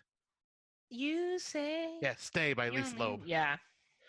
Like, and the words to that like song, because they let him sing the entire song, like that. Because even you and I were joking when we were Yeah. watching this together originally, like, oh God, are they gonna do the whole song? Oh man, it was forever. But like the words, like I see why they did it, because every single lyric in that, he said, "I only hear what I want to," and stuff like that. Like it Mhm. related perfectly to what they were going through Mhm. and like how he was treating her, and it was finally coming to terms that he realized he was being a piece of shit. Mhm. And he even straight up says, "Fuck it, let's do this. Let's sell this damn house. Let's move out of here. We can go live in Mongolia if we want. Like wherever Yeah. you want, I'm going with you." Like so, I think it was just like he came coming to terms with realizing that he was being just an uncaring boyfriend because they weren't married. Well, he also proposed to her. Yes. Yeah. Yep. And but yeah, that is pretty much like this movie in a nutshell. Is just kind of watching the strenuous relationship like unfold and then kind of come back together. Because yeah, like something like this could bring someone together if they are willing to change. Well, and I think also what reflects is that goal of marriage and how all the friends are joking and her brother's joking of, oh, when are you going to get married and make it official? What's taking you so long? And it's that goal too, that belief, that goal of marriage being the ultimate goal for this couple. And there's a great jump scare that happens. It's not, yet again, this also flirts in, it calls it romantic monster movie. And I think it has a hard time calling itself horror, but it does that does have a creature, and I think it does reflect some really great relationships and tying it into that own battle that you're feeling with your own monsters and the old things that come up. Like I think you highlighted it really well, and I think this and Swallow are two films that really are fringe horror, very, very, very, Yeah. very fringe. But I can understand for some people why they would call it horror, and other people would not. Yep. And this one, I relate to it so freaking well because, like I say, this was pretty much like my marriage. My marriage was going stale, and like then having to deal with the loneliness of separation. Yep. And Yep. but I will say that jump scare once again. Dear God, I knew it was coming, and it still made me fucking shit Still my made you pants. jump. Did you get new pants on afterwards? No, I just wore Still them. sinking in those stinky pants. I just let it dry up and kind of become armor. That's really become armor. Oh my god, that's so gross. Oh man. All right. So I was gonna do the last one. I took out one. I don't feel like it's valuable. I feel like this one here is a much more valid one. All right. Do you want me to do it? Sorry, you guys Yeah. are doing all of them to this point. I don't know why I said I would do it. Yeah, you keep going, Scott. You're doing a good job. So our next film that we will be discussing is Vivarium, which was released on June 12th, 2020. Vivarium is a science fiction psychological horror film directed by Lorcan Finnegan from a story by Finnegan and Garrett Shanley. The film stars Imogen Poots and Jesse Eisenberg. I almost screwed up her name pretty bad there. Yeah, well, you caught it. You got it. But the synopsis is, hoping to find the perfect place to live, a couple travel to a suburban neighborhood in which all the houses look identical. But when they try to leave the labyrinth-like development, each road mysteriously takes them back to where they started. They stay the night at the house and wake up the next day where a package has mysteriously appeared. Inside that package is a newborn baby with a note that says something along the lines of, "Raise him and you will be free." And wow, this is one of those also kind of fringe horror films. This one more Yeah. flirts with sci-fi. Yeah, and it's definitely more horror in it. Yeah. More clear horror.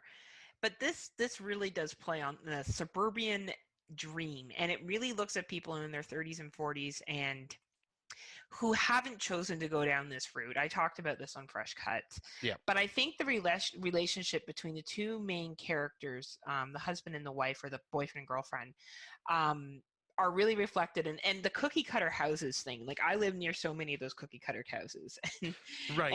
And they really do all look the same, and the people come out of them look the same, and they all have kids, and they're living to basically pay bills and take care of their kids. And it even shows on how they have to feed this kid or it cries all the time, screams, and they're trying to teach it things. It watches nonsense on television for hours at end and doesn't listen to them. Like it really did speak about parenting, like, Yeah. and like a complete nightmarish version of parenting. Right. Like this is like the millennials' view of parenting almost. It really was, or this idea that, you know, your whole purpose in life is to reproduce, have this cookie cutter house. He goes out and digs a hole to nowhere, which kind of talks about work. She takes care of the home with bland food and the same routine. And they even begin to have sex the same, right? Like they Yep. still have sex, but they have this like routine sex thing that they get into and this routine life. And eventually the baby grows up into an adult who dispatches them. Yeah. Who goes to school or goes away somewhere. They really don't know where he goes. He's gone for hours at a time and comes back and dispatches them. And that's what they mean by free.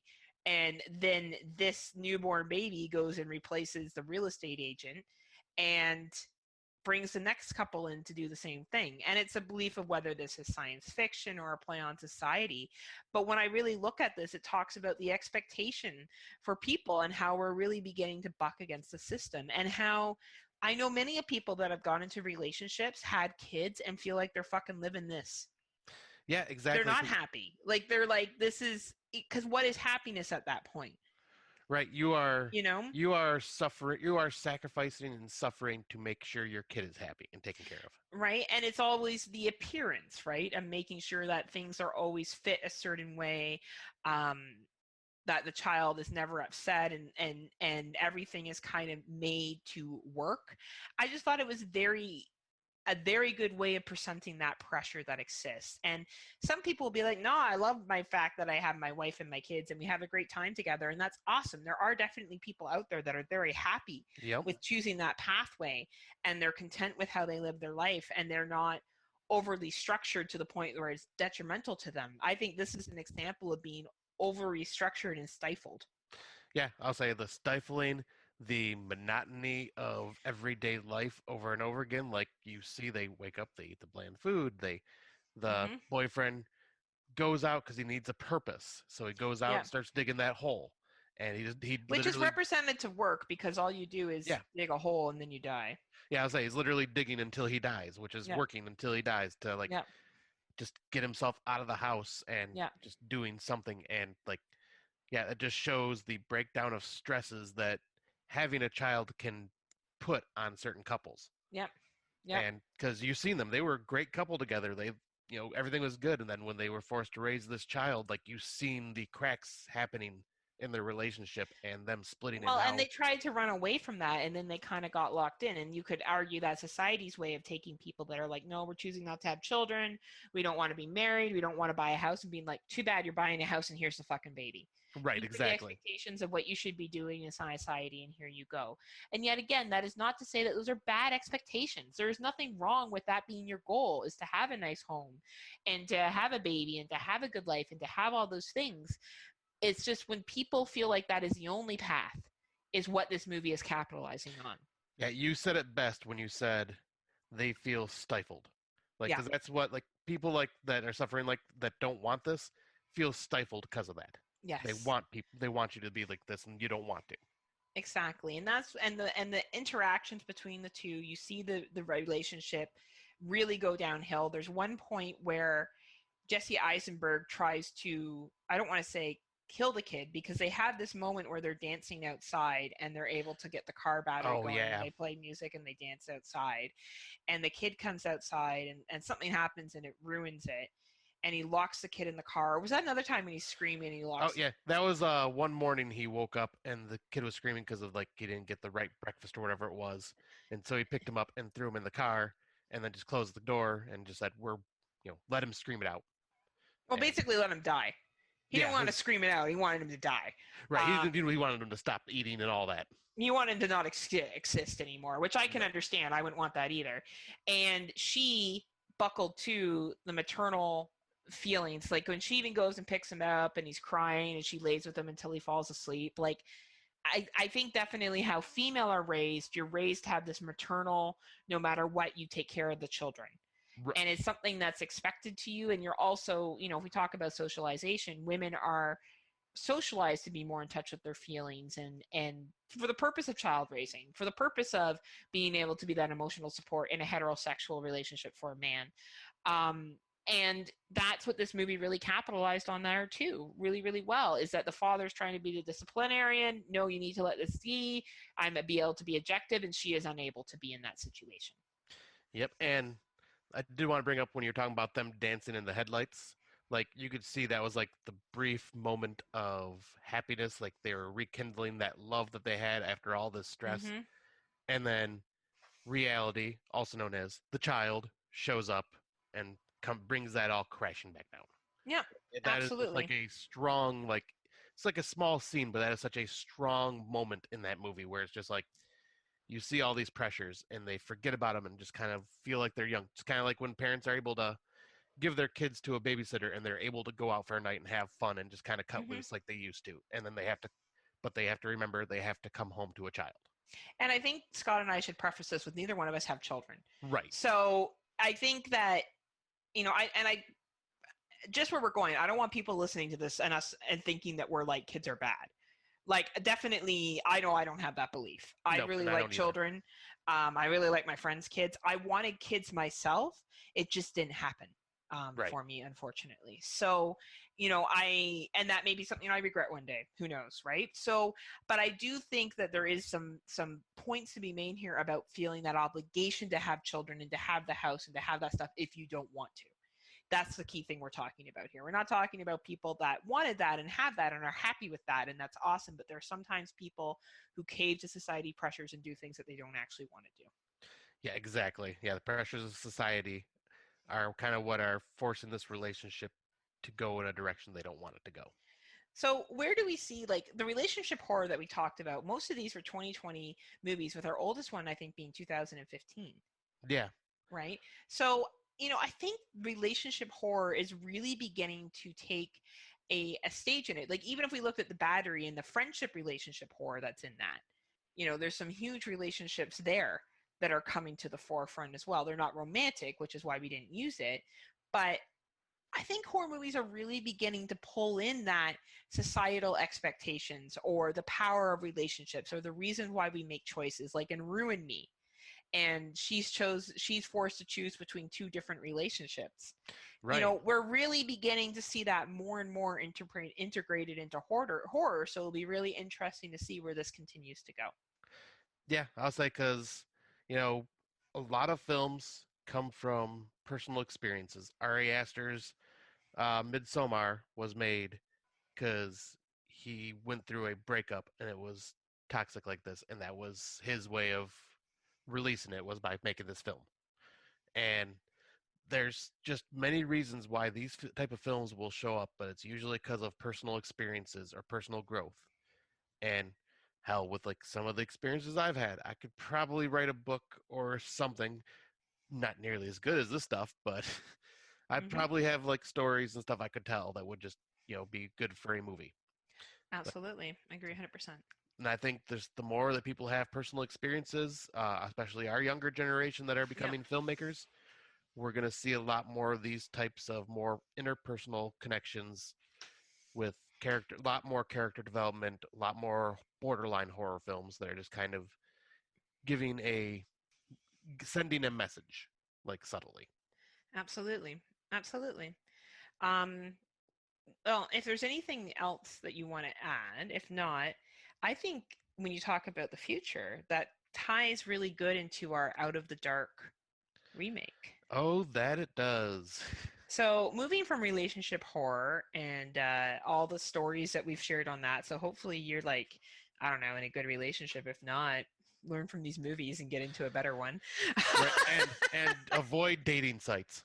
Avoid dating sites, because Scott is tired of people fucking ghosting him and being assholes. Yes, I'm sick of their shit. But I feel like things are going to pick up for Scott. I feel like, and it's easier for women, honestly. Like, yeah, or for me anyway. Like, and I'm not because I'm just very social and I'm very forward. So if I do like somebody or whatever, I tend to just tell them. Right. Where a lot of guys deal with, like, at least guys that I know deal with, does she really like me? I can't tell. And that could be insecurities as well. Like, there's people that I've had crushes on even recently, and I've told them. Right. and they do with that information whatever they choose to, right? And if something leads to it, something leads to it. But in majority of the relationships that I've been in, I am usually the one to pursue, in a sense. Usually if they pursue me and I'm into them, I tell them I'm into you. So I don't know, be more direct, everyone. Then we don't have to deal with all these games. Right, because it definitely hurts everybody's heads, men's and women's. Like, it doesn't matter. Like, just be open and honest. Right? And just, be nice to Scotty. Yeah, Because be Heather nice. don't want to smack a bitch. So, and Scott's a nice one. So let's all just leave that out there. You don't want to see the other term for pounding Powell as she's pounding Yeah. faces. Yeah, Heather's had to pull herself back a couple of times from saying Yeah. things she shouldn't say. So I know. anyway, Out of the Dark remake. So much like everybody loves remakes, they're their favorite. Everyone thinks they're awesome and is so excited in the horror community every time a classic's being remade. Scott has 3 on here that he thought we could talk about. Yes, because these ones have been getting a lot of buzz lately. And, I see some people like with our mindset and then some that are not with our mindset. But the movies that we were talking about, the first one I'll bring up is The Thing is being remade once again by Blumhouse.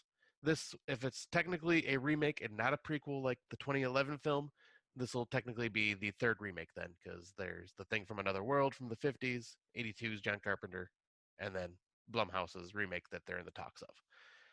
Not much has been spoken about as far as I know. I think John Carpenter is like having a say in how this film is going to be.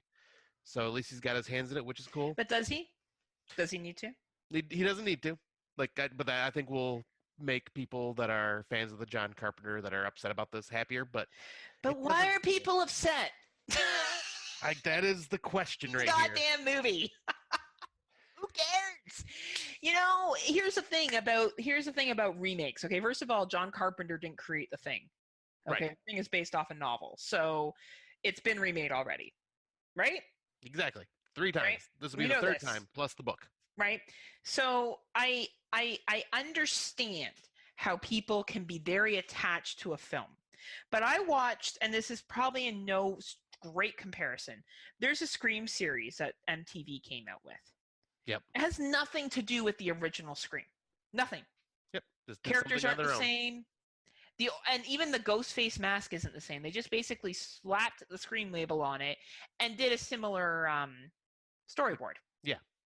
Did you think I was all like, well, why didn't they get... Well, no, I think Wes Craven was involved in that, so I can't say anything. But why didn't they have Nev Campbell? And why didn't they have this thing? And even if Wes Craven hadn't been involved in season 1, because I don't know if he was involved in the other ones, because I think he may have passed away before he could be. Right. I would have fucking cared. I would have just either watched it or not watched it, watched a couple episodes, and maybe liked it or not. I think we need to get over the fact that John Carpenter, believe it or not, doesn't have to have an input on a remake of The Thing.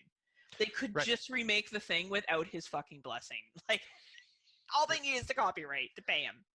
Yeah, I think I understand people being upset, or not upset, but like people like, being so negative about this just for the fact that, in the horror community, this is perceived as a masterpiece. Yes, I get that. The makeup effects, top notch, probably the best makeup effects ever created by person. And that was in 82. And yep, there'll probably be CGI. But you know what? Let Blumhouse do this. They may surprise you. And if it's not that good, what have you lost? You still have guess the what? 82. You can still watch the other one. That's exactly where I was going. Fuck's You sakes. still have the 82 version that you could always go back and watch. Like, the new one comes out, this is just for a newer generation. Because, like it or not, 82 is almost 40 years ago now. And it's a long movie. Yeah, and not only was it 40 years ago, but like it or not, people in the new age generation, the 20-year-olds that are out now, probably aren't going to go back and watch something from the 80s right away. They're going to want to watch the new stuff that's coming to theaters, that what Blumhouse does. They focus on this younger generation, and this is going to introduce them to The Thing. And it may introduce them to the 82 version, which could introduce them to the 50s version. And you might have created new fans. But, I don't see the issue here. Like this should just, and it like I'm gonna bring up the other remakes because like I'm not done on The Thing yet. I'm just looking up something. Oh, okay. When was the original? So The Thing from Another World was the original movie, right? Yep. Okay, so for all those people that like The Thing in 1982, right? Yep.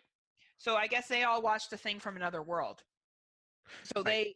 so if you like the one in 1982, I guess all the people that like the one in 1951 can't like the one in 1982 in that logic. Right. How dare John Carpenter remake a movie from 1951? Right. That was probably exactly. ahead of his time at the time. Right. Exactly. Like, that's the same logic. Yes. Like, it's the exact same logic. And you know what's even funnier? That was only a 31-year difference between. So it's got an 89% rating on Rotten Tomatoes, the original, The Thing from Another World. It's an hour and 27 minutes long. It has a 7.1 rating on IMDb. It was released on April 6, 1951. It's filmed in black and white. It used all practical effects because we all know there was no CGI. Yep. So The Thing 1982 is a remake. So for every person who is like, thinks that this was the end all, and I'm not saying it's not a good movie. Don't get me wrong. Okay. I'm not saying The Thing is a bad movie. I've never seen a thing, The Thing from Another World. Never seen it. Neither have I, actually. Never seen it. So, but here's the thing. I don't have a beef with it being remade. No. Because if it was already remade once and that person would have had the original concept of it, let's see who the director was. Christian Niebuhr. So should Christian Niebuhr, should we pull him up from the grave so he can have a say on the current thing as well? So we make sure everybody has their input. Maybe we can solidify him and see what he has to say. And I know I'm being a little bit facetious and I apologize for my passion. But like, I just find this argument fucking ridiculous. Like, if they want to remake it and make it a readaptation, you know, it doesn't need anyone's blessing. You don't have to go watch it. The reality was the second remake was made in 1982. People from 2020 may not appreciate it. Yeah. Let them remake it. If it gets new people liking horror, awesome. Yes, I would like to see other concepts be made. But really, how does this really ruin anybody's life or day? Right, exactly. It's like it doesn't nothing. And one things that remakes do, remakes bring in the money. Right? And because of a recognizable brand name. And that money goes towards making other horror films for Blumhouse, which lets them be creative and create original content. And then they'll come out with another remake to break in all the cash again so they can do more of these independent, unknown films. Like, Yep. That's how this goes every Or they time. make a shitload of money, and guess what? That's called capitalism. Welcome to Welcome to America. Right? Like, oh my God. I shouldn't get so worked up, and I'm sorry, Scott. This argument frustrates me beyond no beliefs. Oh, it's eye rolling. Every single time I see the comments like this, I just roll my eyes because it's like, I don't see how this really affects you in your life. And especially with The Thing, since it's already a remake. Yeah. It's like, it's just honestly, like we could even go as far as calling this is another readaptation of the book. Yeah, absolutely, right? Like for all we know, they could be remaking The Thing from Another World, and they could be using that style of monster. Like, yeah, there could be lots of things they could be using. Right, exactly. And I'll bring up the other ones because I don't think we'll have nearly as much to say just because The Thing is like obviously the one that everyone focuses on. But they're also talking about the Exorcist remake and possibly a Texas Chainsaw Massacre remake / sequel / prequel / not sure what that is. That's a franchise that they keep bringing up from the dead. Yeah, and putting movies in different spots and really different confusing orders. us collectors. I don't even understand how the order works. I'm so confused. I think it's Leatherface, then the original Texas Chainsaw Massacre, then and the remake with Jessica Biel. Yeah, then we put the remake in there, and then I think Texas Chainsaw 3D, then I think Texas Chainsaw Part 2, then Part 3, then Next Generation. Yeah, then there was also the prequel to the remake, so that would be before the original, but after Leatherface. It's so confusing. Yeah, yet again, I don't have a problem with remakes. You can remake Chainsaw Massacre till it's done and gone. I don't care. I enjoy the story, but And I enjoyed the 3D one. I thought it was funny. Yeah, that one I thought I seen, but apparently I did not. Like she's hiding onto the fucking Ferris wheel and spin around and shit. I don't know. I find it funny, but um, I don't know. I Texas Chainsaw Massacre. I just need someone to cover that franchise so I know the fucking order they're in, so I can watch them properly. Because it is a fucking mess at this point. And, right. And like, but yeah, this is kind of one of the reasons I brought this up, because it's been remade a couple times already, and there's been all these, like, it's one of those just confusing sequels or series, just because the way things are placed. It's like, all right, I can see why you're remaking it again to get people in. Like I said, this could be a remake, this could be a sequel, this could be a prequel. I have no idea yet. Yeah. I just know that the director that was on has left, which is always a bad sign. And they had to get someone new, and they're starting from scratch. Well, you know what? Like, I'll probably watch it. I've seen most of them, unless it looks really boring, then I don't put it on. Right. I don't think I've seen Leatherface yet. That one's not bad. It's kind of annoying, like kind of dumb as a prequel to Texas Chainsaw Massacre. But I would say if it didn't have Texas Chainsaw Massacre or Leatherface in the title, it would be a decent movie. Like, it's as long as you can separate it from that. Because I really like the original from the 70s. Yeah. I really like the remake with Jessica Biel. So did I. I thought that was fucking phenomenal. Michael Bay did that, didn't he? Yeah, it was his Platinum Dunes company. Yeah, because he always films things the same way. Yes, he does. Like, his films always look like a fucking Michael Bay Transformer film. And then I like the 3D and 2. But, no, wait, do I like 2? What's the one with Renee Zellweger? That's Next Generation. That's part 4. Yeah, that's fucking painful, but funny. Yeah, because that one has Matthew McConaughey in it. Yeah, and because they're huge stars, right? Yeah. So, like, I don't know. I don't mind them. And I could care less about a remake. I can watch it if I don't want to. Right. It's an easy watch. I know what I'm walking into. The Exorcist, which we kind of hot-scotched over. Great film, but definitely dated. Let's see what they can do with it now. And, like, what is everyone's beef with CGI? CGI can be done fucking well. Not everything has to be practical. Like, fuck's sakes. And have you seen the quality of CGI, especially, say, from these superhero and Marvel movies? How about from fucking Jurassic Park? Like, you know what I mean? Like, I don't know. I just feel like CGI can be done well. Like, in Invincible Man, the CGI was done well. Yeah, that was incredible the way that was done. Like, I thought it was pretty good. I don't know, like, people just feel the need to shit on stuff. I feel like they just get mad and, like, I don't know, if you don't want to see the movie, don't go to the fucking movie theater. Like, there's your other option too. Right. What it is the horror community as a whole is filled with a bunch of very passionate people that feel that things that are considered classics shouldn't be touched. And I'm sorry, but classics, you can still always go back and see them. If they're being remade, it's for the newer generation. Not technically for you, but, you know, for people like Heather and I who are just like, we'll watch it because we, for one, support horror, and if it looks good, we'll check it out. Who cares? Well, and I'm basic white bitch. I watch any Texas Chainsaw Massacre shit that will come out. So have I. I've pretty much watched everything that we've talked about. Like, and I'd watch a remake of all this stuff. White Claw as well. I'll get me some Starbucks and hand it to you since I don't drink it. Fuck yeah. Like, you know, I even like the remake of Prom Night. I didn't think it was horrible. Like, I didn't think it was the best movie ever, but, like, it was fine for a slasher. I've never actually seen that one. It's fun. It's nothing like the original at all, but neither is Prom Night 2. Oh, so it's not boring? Because that's what I feel about the original. Oh, wow. You actually feel the original's boring? Yeah, I feel that one is a chore to get through. Like, that's fair. I just could not get into that one. That's fair. That's your jam. That's okay. I like it, but yeah, I respect. But yeah, like, anyway, this whole remake, I'm sorry, kind of like, what are our thoughts? And, like, poor Scott chose his Out of the Dark question. And it's like, I don't know if he knew that he was just going to get me all worked up like a little like spinny toys, right? Because yet again, if you don't want to see the movie, no one's forcing you to go to the fucking movie theater. Like, I don't understand why people feel the need to get that upset. And if you watch the movie and it sucks, then, like, when I watched Black Christmas 2019, of course I was disappointed. Of course I was like, oh my God, why did I spend money to do this? And why did I drag someone else with me to watch it? But whatever. It's not the end of the world. Like, right. I have a funny story about it. and I have other horror friends I can talk to about it. So I'm interested to see what's done with all three of these. I enjoy The Exorcist, great story. I don't believe that it's untouchable. One of my favorite movies is The Changeling. I'd love to see that remade. I've said it before and I'll say it again. And I love Gregory Peck. I think he's one of my all-time favorite actors. I'm 100% fine with that movie being fucking remade if it got Same remade here. and it's good. You know, or if it's not good, I can still go back and watch the original.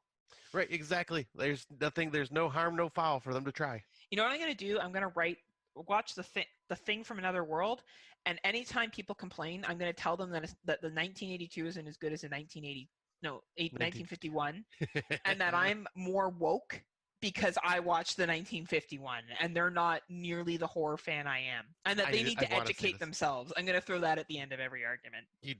Yes, I got to see this. Just to show, anyway. Yeah, pretty much, if you can't tell, this is the reason why I picked this topic, because I knew it would get Heather on a fun rant, and I love it when she goes on her rants. I'm like, y'all gonna make me lose my mind. Up in here. I should redo that song and make my own lyrics about people complaining about shit that, like, isn't even a problem. Like, just don't do it. Like, just keep living your life. You'll be fine.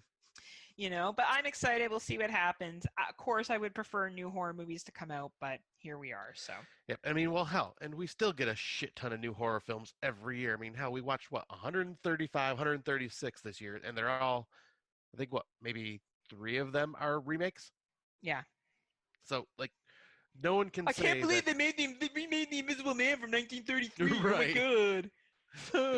So no one can say that, all they're doing is making remakes. No.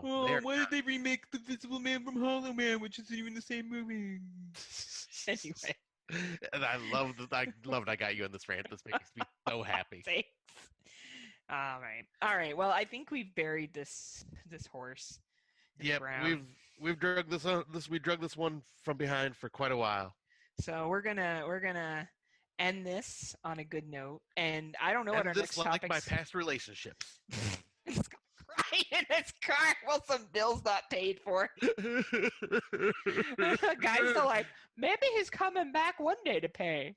Why doesn't my podcast love me anymore?